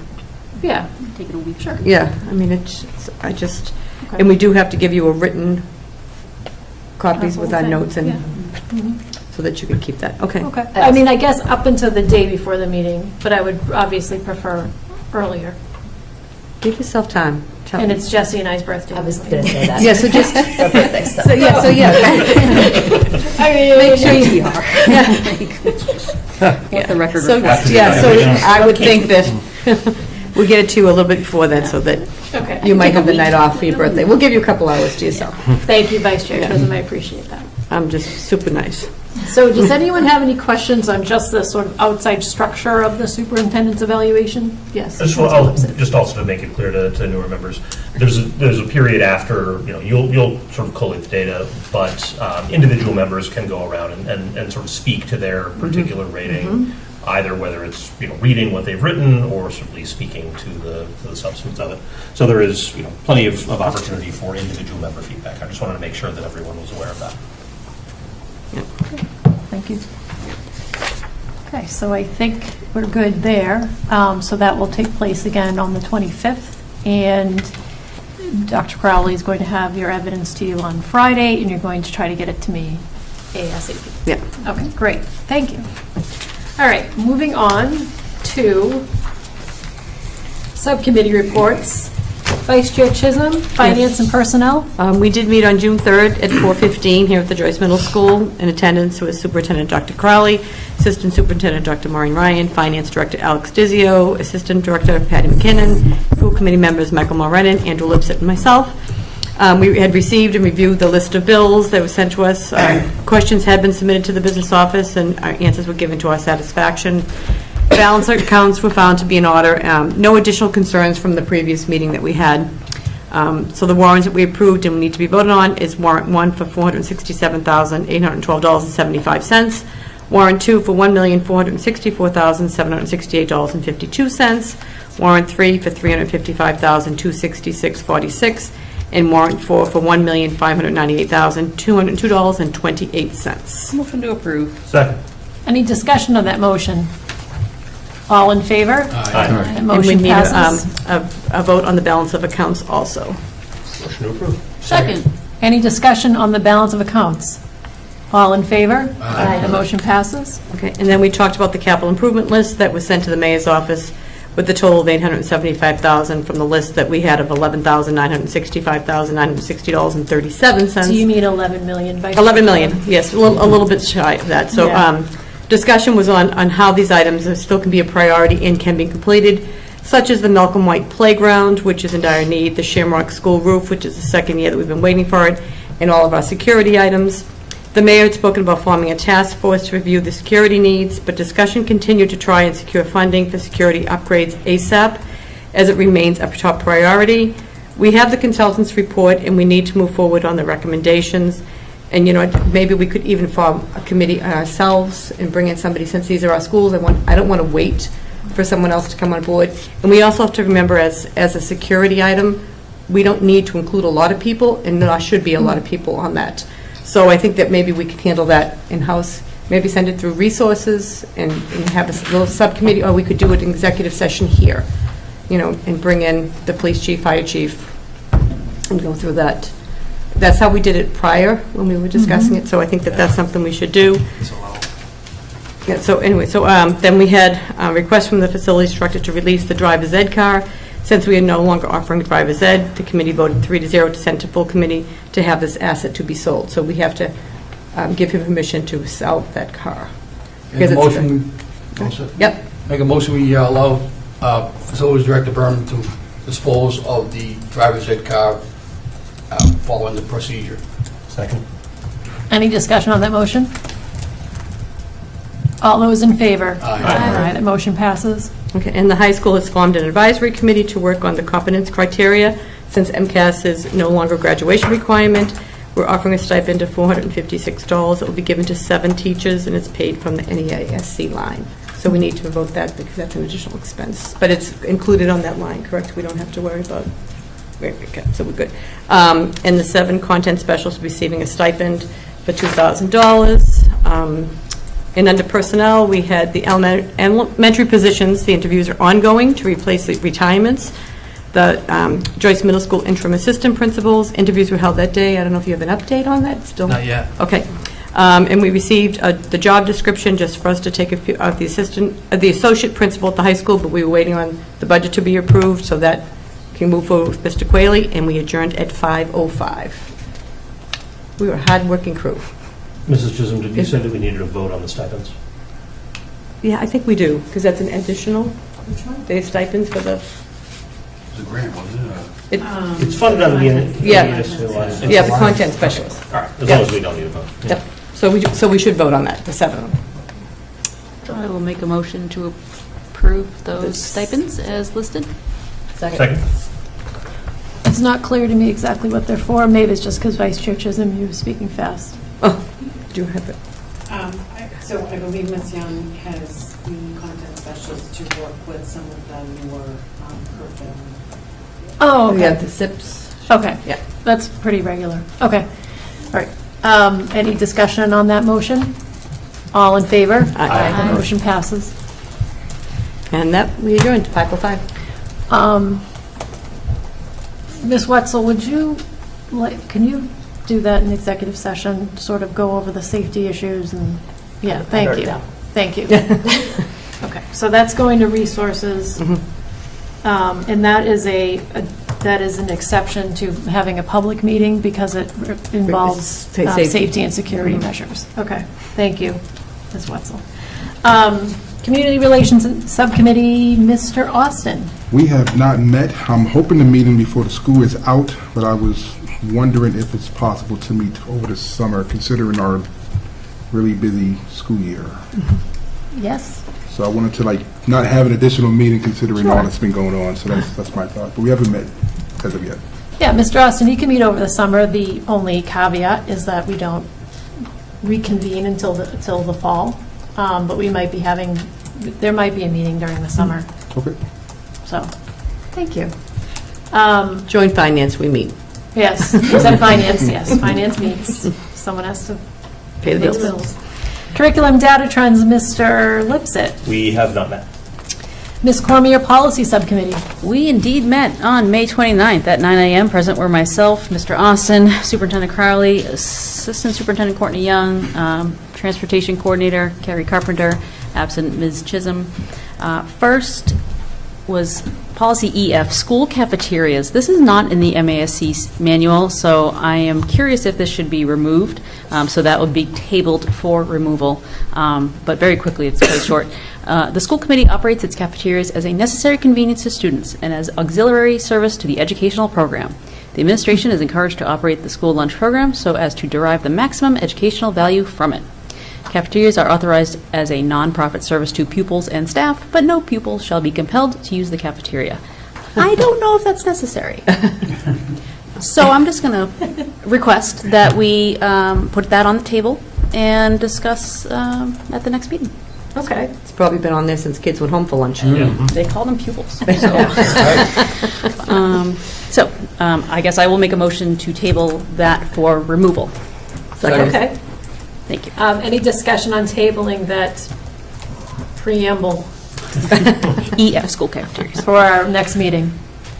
All in favor? Aye. All right, that motion passes. Ms. Cormier? And then for tabling for reaffirmation, I have EEA, Student Transportation Services, EEAB, Transportation for Exceptional Children, EEAE, School Bus Safety Program, EEAEA, Bus Driver Examination, EEAEA-1, Drug and Alcohol Testing for School Bus and Commercial Vehicle Drivers, EEAEC, Student Conduct on School Buses, EEAEC-R, Student Conduct on School Buses also, and then JCA, Assignment of Students to Schools. So I will make a motion that we table those for reaffirmation. Okay. So I have a motion to table those for reaffirmation. Second.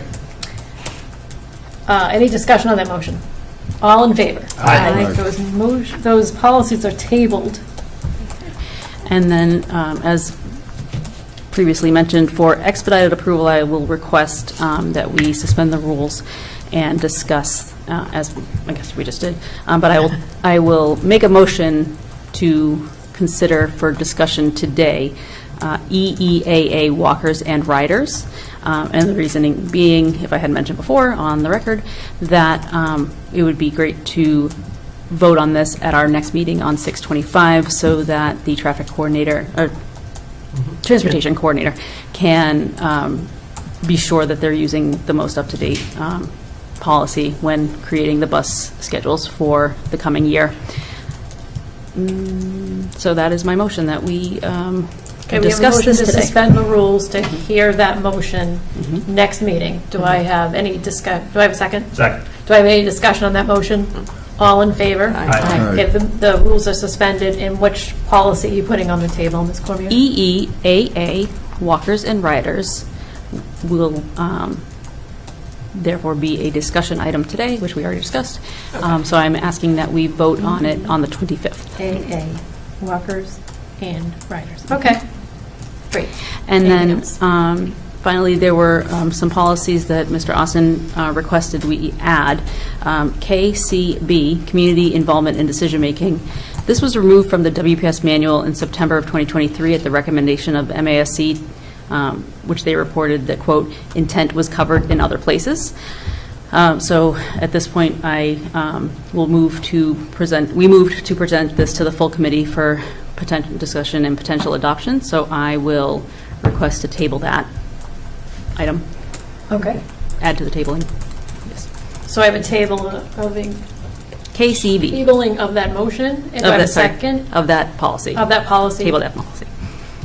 I'll second. We're tabling that policy. Yeah. For when, Ms. Cormier?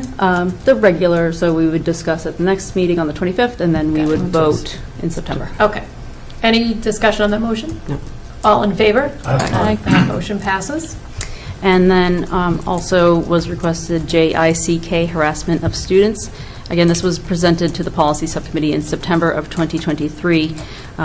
Superintendent Crowley had consulted legal at that time when it was recommended by MASC to be reviewed.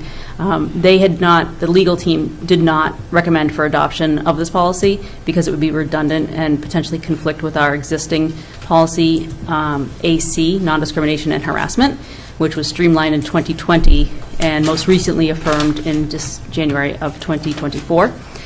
So I have requested that Dr. Crowley check with legal again to solicit their advice on future action, whether this could be added to the policy manual, but adjusted in such a way that it is not redundant or conflicting. And so that is pending at this Okay. time. Pending It is legal not, advice? I'm not looking to table it this time because we haven't received the recommendation, but that item is on our pending list. Okay. Thank you, Ms. Cormier. And we adjourned at 10:13 a.m. Great. Thank you. And we will meet again on June 20th, 9 a.m., Superintendent Conference Room. Okay. Any questions for Ms. Cormier in policy? I do have a question as Of far course. as the JICK policy. Do we know when the conversation will be taking place with the attorney? Because that was maybe, 2 weeks ago? I'm not sure when that conversation was had. So I sent it to the attorney. I've not heard anything back yet. Okay. Thank you. Welcome. Okay. Not seeing anything more. All right. Moving on to resource and capital planning. Ms. Wetzel. Yes, we actually meet tomorrow, 4 o'clock in this room. We'll be discussing redistricting implementation as well as the capital budget. And I did have a question just based on public comment today and some conversations I've had with the community. I know the building committee hasn't met in a bit, and I know we'll be discussing MSBA, but I'm wondering if it could be helpful for resources to start working on putting together a timeline for the community so they can better understand where we're at in the process and where we hope to be in September, October, et cetera. And I know maybe that's not something we can do before we have additional conversations, but something I think would be helpful. Sure. I mean, of course. Yes. Okay. Thanks. Thank you, Ms. Wetzel. This is the snag. SOI requires a school committee vote and a city council vote. So the school committee voting on something and then the council voting on something. So in my mind, I'm still trying to understand how the school committee and the city council can sort of do this at a joint effort. So I am thinking about either a joint meeting or we vote and then they vote, but our votes might conflict. And so it's a very dynamic situation. So that's the only caveat I'll offer, just being fully transparent with what's going on in my mind. That we want to direct the superintendent to do an SOI, but we need two entities to vote on the same thing. So that's just the complication. So I think that you should do absolutely whatever you want in your subcommittee. Just know that it's hard to establish a timeline when we have these two things, these two moving parts. I understand. That makes sense. Maybe we start with the education piece of that, and then we can move absolutely. forward, or that is something I've got working in my Yes. head. Okay. Thanks. Of course, Ms. Wetzel. Madam Chair. Yes, Mr. Mulrennan. Thank you, Madam Chair. If I could, Ms. Wetzel, tomorrow, I know your agenda is already set for tomorrow, but for your resource committee, the future agenda items, there's been some mention of the relocating the West Side Fire Station, perhaps to the Reeves property, if you could get input from the mayor and the fire chief, not for tomorrow's meeting, but at least for your next meeting for resources, so it doesn't sit in limbo over the summer months, if you could, please. Thank you. Yes, Ms. Wetzel. I actually spoke to the fire chief this morning, and we had a little bit of a conversation about that. And I also, if I can be so bold, he has offered his services as well in our Malcolm White Playground. He just has some ideas of things he might be able to assist with. So I asked that he contact Director Burnham, but I'm happy to have him come to subcommittee and discuss those as well. But we did have a really lovely conversation this morning at the high school. So thank you, Mr. Moran. I think you built the original playground, didn't you? You might have. Kids went there. I don't have that much knowledge. Anyway, just, it's curious that I think it's every 2 weeks on Thursdays, this fire station committee meets. And I know that it mentioned the Reeves property has been brought up, so I don't want it to linger along for the summertime. At least they have a little input from the school board. Thank you. 100%. Okay. Anything else for resources in Ms. Wetzel? Yes, Ms. Can I just have Vice any Chair clarification on the Reeves School property? Don't we have to vote on that, or would we have to? If they're putting a fire station there? Like, Yeah, I mean, I what is don't that? understand how this can be moving forward when we haven't even been informed or asked or. Well, just in the discussion stages at this point, I believe. So I just want to make sure that the resource subcommittee is aware of the discussion that's been going on. That's all my point was. Okay, I just. And again, because we don't meet over the summer months, if they need things done, perhaps like the chairperson said, if we have to meet to make a vote on something, we don't want to lose that step. Okay. A little confused on that, but that's, putting a fire station on an area where there's an elementary school just makes a lot of sense to me, but that's. Yeah. Student Service and Achievement, Mr. Mulrennan. We have not met, Madam Chair, but I would like to, at this point, give a shout out to the program at the high school this morning from the, I call it the Morning Brew program, but it was Pam Chacho and Gina O'Rourke. I think some of the members attended it. Transitional ed. Transitional ed program, where they recognize some of our students that are involved in the community, and they do work, and the employees come to the program, and it's a wonderful event. Unfortunately, myself and Dr. Crowley had to miss that program. We were well represented at the high school, but again, to Dr. Conley of the Woburn Memorial High School and Mr. Dillon, the student government participation, we heard about it from Chuck Viola tonight. Councilor Viola highlighted a little bit of that program.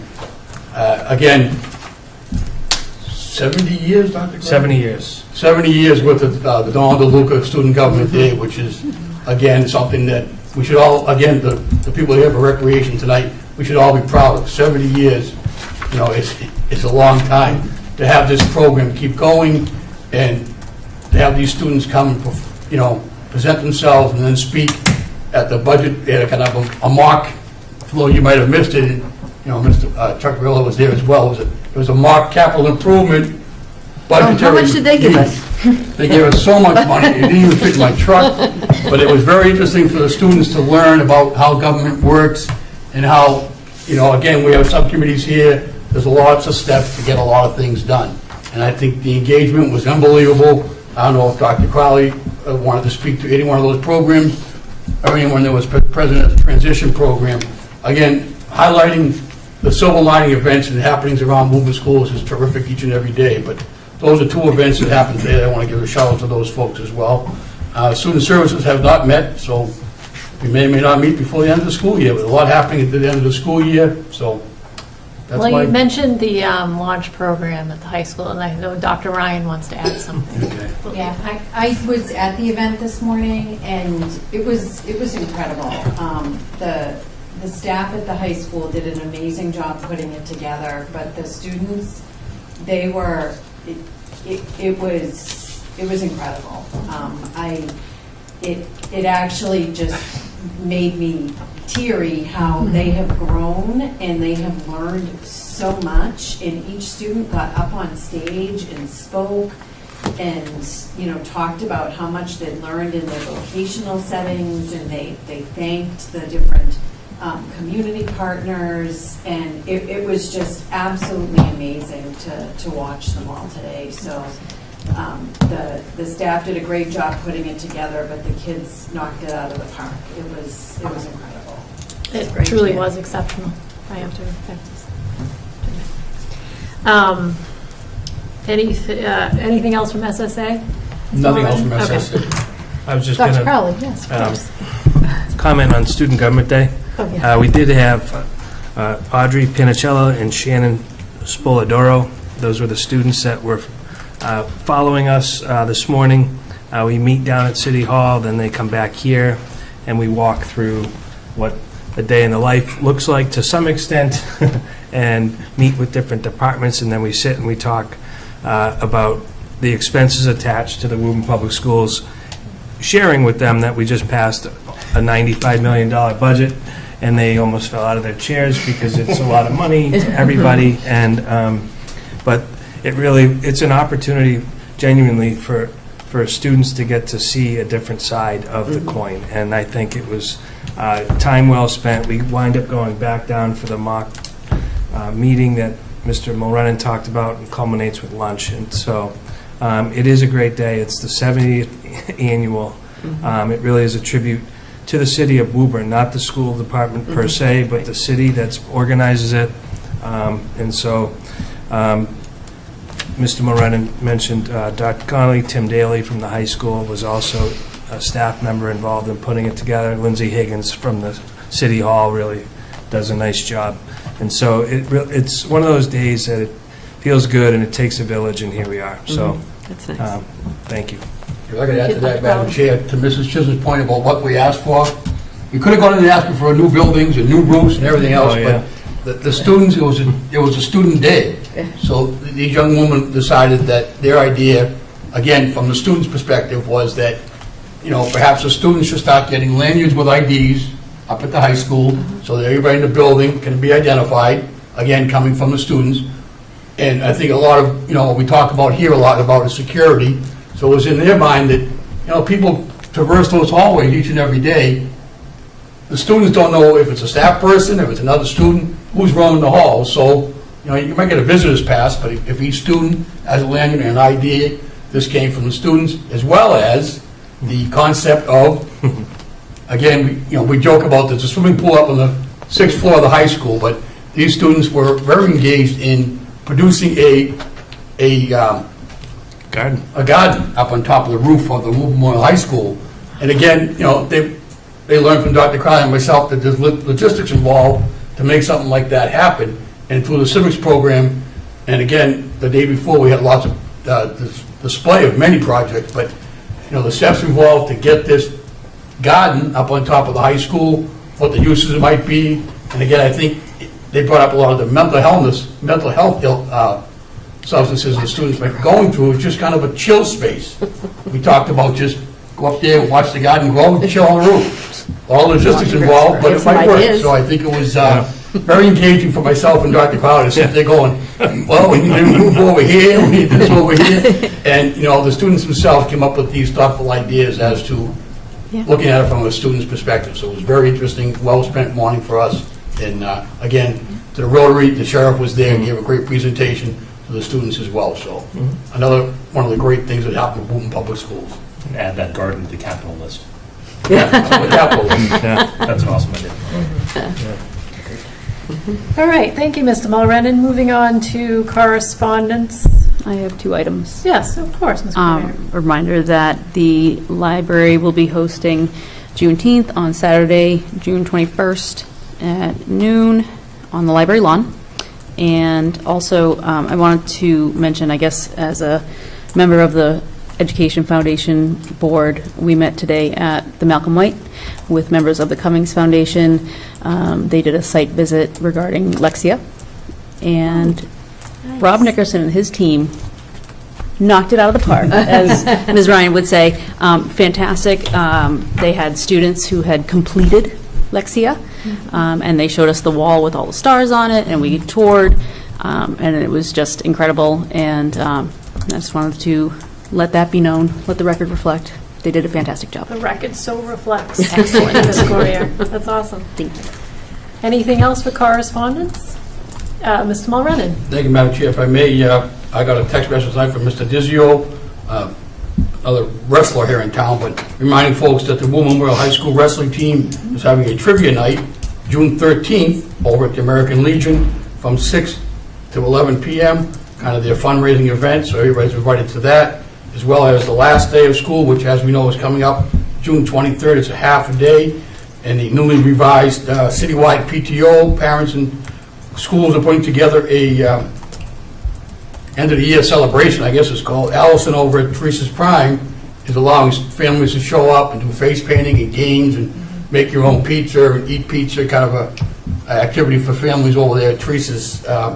Again, these are just ideas that I wanted the families to come up with, and the PTOs took off with it, and they're trying to get people to sign up and come by. There is a price involved, but it looks like a fun afternoon at Teresa's Prime, last day of school to celebrate. Thank you.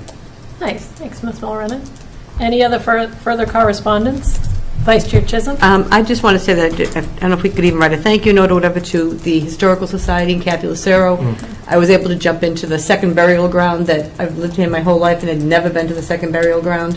And the kids were just amazing. 8th grade students from here at the Joyce, and they paid such attention to her, and when she spoke, and she had stories coming out of her that I was like amazed. And the kids did their etching on the stones, and they wanted to take them all home, and they had, it was just a wonderful experience, and the kids were just so, one boy actually wanted to stay later to clean more stones because he thought that was appropriate, and they actually laid flowers on the grave. It was very, very nice. So I don't know if we could just just send a little thank you note to them. And I know the trolleys are on this week. I couldn't get there for the 3rd graders, but what a wealth of knowledge, and these kids are seeing parts of Woburn that I have never even seen, and I've been here for a few years.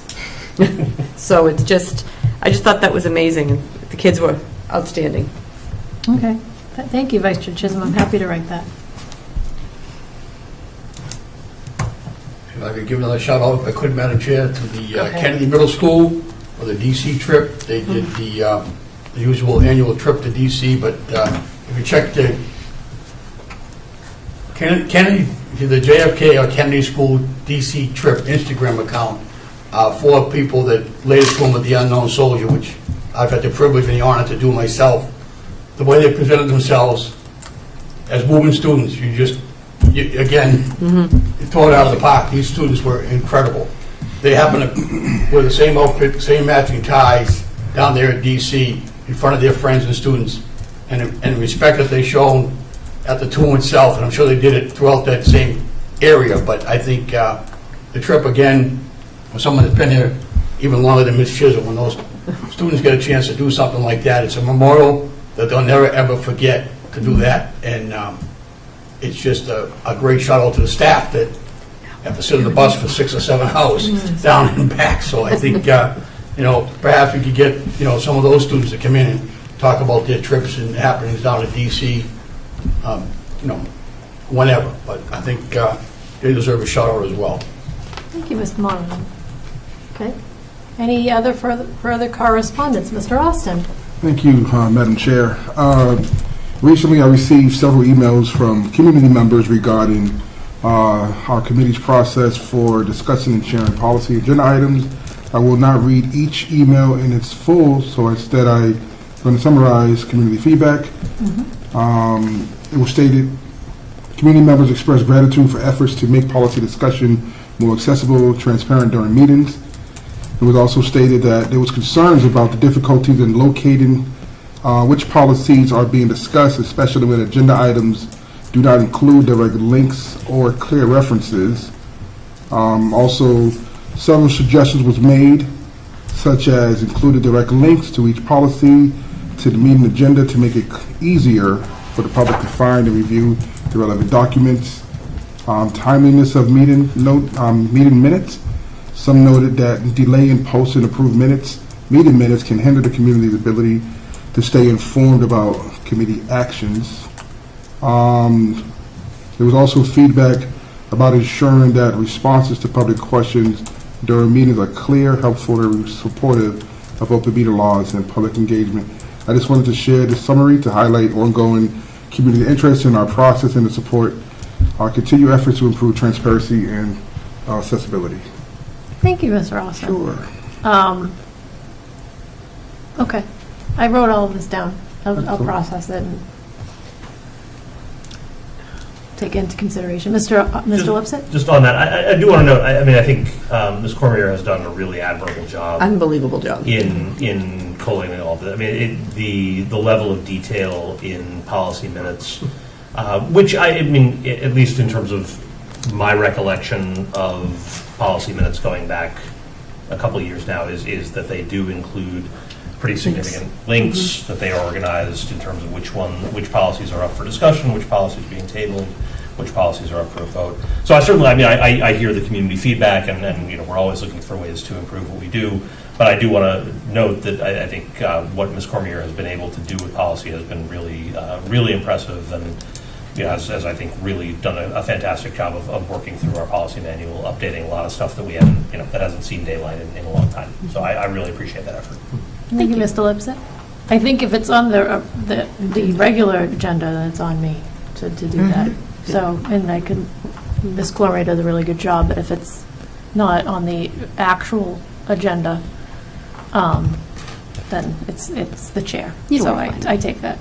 Yeah. Vice Chair Chisholm. Because pretty much they've all been on the agenda. I mean, the last time it was long, and there usually are links attached to it. Yes, there. And she does a great job, and it's posted to the website, and it's posted to MASC, and it's there to be had. I don't know. The meeting minutes are posted after we discuss them here, Right, correct? so they are, after we just- have a meeting, yes, so we they're have always the- posted, so Right, it's. so like our March meeting, we didn't discuss in full committee until last month, so that's why those were delayed. Okay, well, I wrote We do down try. all of the items, and so I'll, Yeah. you know, take it, and make it better. Ms. Wetzel? Agreed with everything that was said. I think Ms. Cormier does a great job. And then for the community too, if you go on to our website and you go under school committee, you can find a direct link to our policies. And it does have the letter indicators as well as what the policy is. And it is linked, but it is good to always get feedback, of course, I agree. Right. But just for easy access to policy, it's there to find on our website. Thank you. One more. I just had a I'm sorry. correspondence. Yes. Sorry, I just think it's really important No, to of point out, course. Yes. these were in front of us. I was at this ceremony. It was conducted by admin, and it was absolutely fantastic. It's our Above and Beyond Awards, and it recognized staff in all departments at all schools and the wonderful job that they do, and the staff were actually put there by their peers. So peers could say, hey, I nominate this person because of X, Y, and Z, and there was pictures of every person that was nominated in one, as well as a little bit of information, and there was a photo booth, and lots of pictures were taken, and there was some snacks afterwards, and it was very, very well deserved by everybody, and I was very honored to be there and see these amazing staff, educators, custodians, the gauntlet of workers we have inside of our buildings recognized for the well-deserved work that they do. And a huge thank you to admin for putting that together. That's great. Thank you, Ms. Wetzel. Ms. Cormier? One more item. Of course. Obviously, we had graduation on Friday, and it was fantastic, and the endless hours that were put in by the administration and Mr. Burnham's team and everybody was fantastic, and I just want to publicly acknowledge that. Thank you, Ms. Perhaps we Cormier. can, I don't know, do we want to write them a little thumbs up? You know what? Kathy Lucero and high school admin. Yeah. They're on the list. They Okay. will go on the list. Thank you. About You did a good job, too. Graduation. Yeah, I think you Yes. had the shortest speech ever. Yeah. We applaud that. Thank you. She beat you, I think. Did she? I think she did, yes. By 4 sentences. yes. You still have Jack Rabbit to beat, but you're doing good. Well, I held the record. Briefly. Yeah. Good job. Anything else? Any more compliments? Vice Chair Chisholm, before I move on? No, all right. I'm done. All right.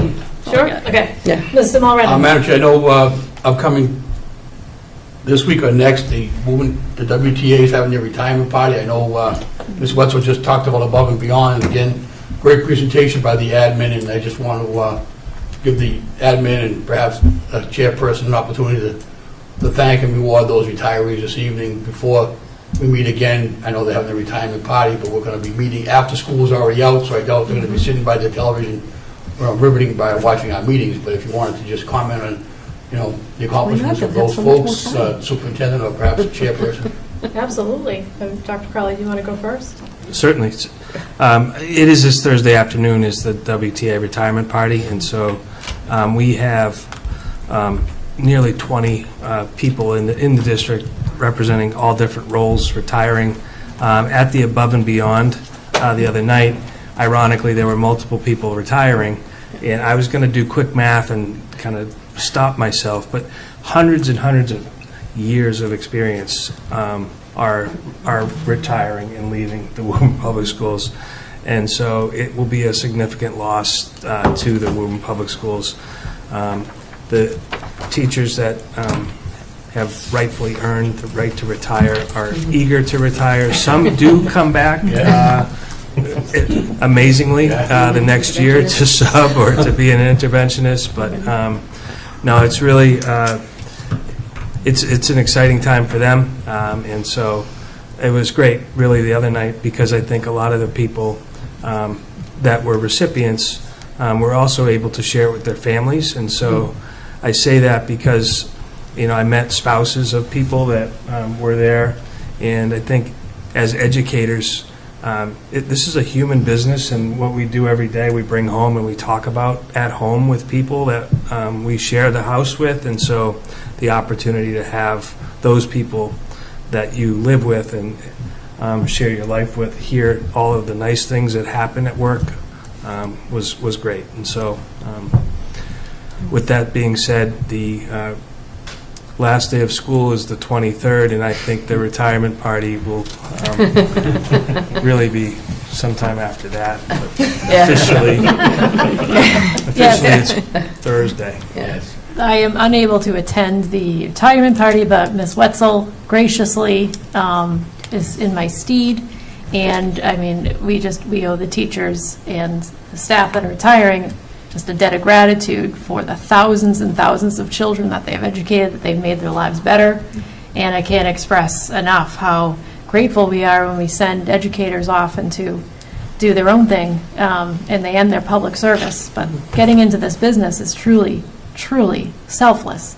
And to retire is just a beautiful, beautiful thing. So, Ms. Wetzel, you can represent the committee, on Thursday. Really appreciate that. And I also just want to state that I'm really grateful to Vice Chair Chisholm for stepping in for me for a couple of events, and also Mr. Mulrennan for doing the government day today. So I'm just, we're a team here, we're a family, and I'm just really grateful for everyone. So somehow I made that about me, but, getting back to retirees, congratulations, and, good luck. Sorry, Dr. Crowley, of course. just last thing. So thank you for recognizing the Above and Beyond. It was by colleagues that nominated each other. We had done this back in 2018, 2019, and then we sent it out in 2020, and something else happened. So it was really nice to be able to bring it back. Thank you for saying thanks to admin. It was my pleasure, our pleasure. I need to thank Tiffany Melende, my administrative assistant, who oftentimes gets tasked with things that she didn't necessarily know were coming or signed up for, but she dives under the plate willingly and is always willing to support anybody in the Woburn Public Schools. But this event really was a lot of work on her behalf, and so thank you. You could tell I had a female touch, sorry, but I don't know. it was very nice. It was very nice. Okay. Any other correspondence? Okay. Future agenda items, I alluded to this, but again, I am working with President Dillon of the City Council to figure out how we're going to move forward with the MSBA SOI. I've had a couple conversations with him. I'm not going to represent that anything has been set in stone, but this is a complicated situation because the school committee has the original judges of the education needs, and then the city council has the fiscal responsibility for the entire city. So there needs to be a dual vote, 2 votes to support an SOI. So I'm going over in my head how this could be done. I've talked with him briefly about a joint meeting And so that would be something that could occur over the summer to get this done as soon as possible, because the MSBA opening is in December. So we would need to direct the superintendent to get that done by December. And I just want the committee to just know exactly where that stands in the public. And if anyone has any other suggestions, we could put it on the agenda for next meeting, and then we would vote, and then have the city council vote separately. But I don't know what you think about that. How was it done previously with other schools? That's how we did it. Yeah. Is you had a joint meeting? No. Oh, It's- vote we and then vote. Yeah. Got it. Vote. Then we send it down for them to vote. And they approve. Mhm. Yes. So we could do that. And this is for the North Woburn School? This would be the debate between. So we have to know what we're voting on before we can vote. It would be a vote about which project do we support educationally, the middle school, which project do we want to direct the superintendent to do an SOI for? Okay. Would it be the middle school project or the the North Woburn School? That's the decision to be made. Ms. Wetzel? I feel it could get confusing for the community if we vote, and I know it's been done that way before, if we vote, then they vote, because if they vote different than how we vote, then it doesn't Yes. come back. So I think if we know that's how it needs to happen, where we all need to decide, I feel it would be easier if we do that in one room, and then we can feed off of each other and have open conversations for the public to also understand, and maybe there's public comment at that. I don't know how it would work, but I do think being together makes more sense. Okay. Thank you, Ms. Wetzel. Why don't you just get clarification from MSBA, how it has to come from them? They Yeah. may need two separate votes to actually. I do know that we Yeah. need two separate votes, but it can be done in a joint Yeah, meeting. Okay. Yes. That's all I know. Yeah. Okay. All right, no, I appreciate your feedback on that. And again, it's on the agenda, so it's just a future agenda item. Okay. And not the actual content of the vote, just the structure of timing. Okay. Anything else on future agenda items? Yes, Mr. Mulrennan, I have your list. Thank you very What are much, you gonna Mr. act on that, Mulrennan. Madam Chair? A couple items should, just a couple of those should be recognized before the end of the school year. I know it's a tough call for the end of the school year, but a couple of those items that I've suggested would be nice to have before us. Again, the silver linings and other happenings around school. I know What would you like for the next meeting? perhaps Mr. Lips's report from the MSBA conference, the resolutions or votes that were taken and how it affects moving schools. Perhaps we have the new SRO, Mr. Dunn, Officer Dunn, come in, introduce himself so the community can see his face, a little bit of what his new role is up at Woburn Memorial High School, what he's been doing, at the high school. He's still fairly new, what he wants to do. A thought came to me again, along the same lines as the PTO, rejuvenating the citywide PTO, having in the Chamber of Commerce President, Mr. Cormier, come in. There's lots of connections. Camaro, sorry. No relation. Camaro, yeah, sorry about that. Have him come in and just introduce himself again, because there's so many connections that he has in our community with the businesses that can help out our schools. Again, we talk about, perhaps Chief Kenton helping out, the fire chief, with his companies doing the playground at the Malcolm White. Well, if he came in and just kind of said, what can we do for you as a Chamber of Commerce, and throw some ideas to him, have his like town meetings, just, hey, a little get together, just say, hey, you guys do what? You'd help out over here, you'd help out over there, and again, big deal, you put the company banner up in the schoolyard, and the kids get to do a little bit of work, the company gets recognition, and it's no fee for us. It's done by a local community, and they get the PR out of it, and it's a simple task for them. And a couple other items I'll try to present you again, Madam Chair. And again, it's a long list of different things that I feel as though should be recognized. We're not doing it any longer. We did the vaccines with Dr. Altman at the Burlington Schools, which is a phenomenal event. Again, we're not doing it any longer, but if you had seen that operation in place and bring in all those Tufts medical students learning about community medicine and what they got out of it, and there's a waiting list to join his team of people that came to Burlington and helped out the Burlington and moving families. It was in our FACE staff as well, organizing that, and the languages that they helped out with that. It's just some of the things that I've seen in this community that a lot of people don't know about, as Dr. Crowley says, it takes a village, and these are parts of the village that I like to expose if I could, and get them out there so people recognize all the hard work of a lot of individuals, that's all. Thank you. Thank you, Ms. Loretta. Ms. Plummer? We had discussed Donna Denisco at our previous meeting, to see if she would come. What's new with Donna, I guess, is my question. What's the latest? Want me to- Yes, go ahead, Dr. Crowley. So I reached out to Donna, and I have an update I'll provide tomorrow at Resources. Great, thank you. Great, thank you. All right, future agenda items. I think we've completed that agenda item. Adjournment. Motion to adjourn. Second. All those in favor? Aye. Meeting is adjourned. You want to collect these, correct? Yes, I'll collect it.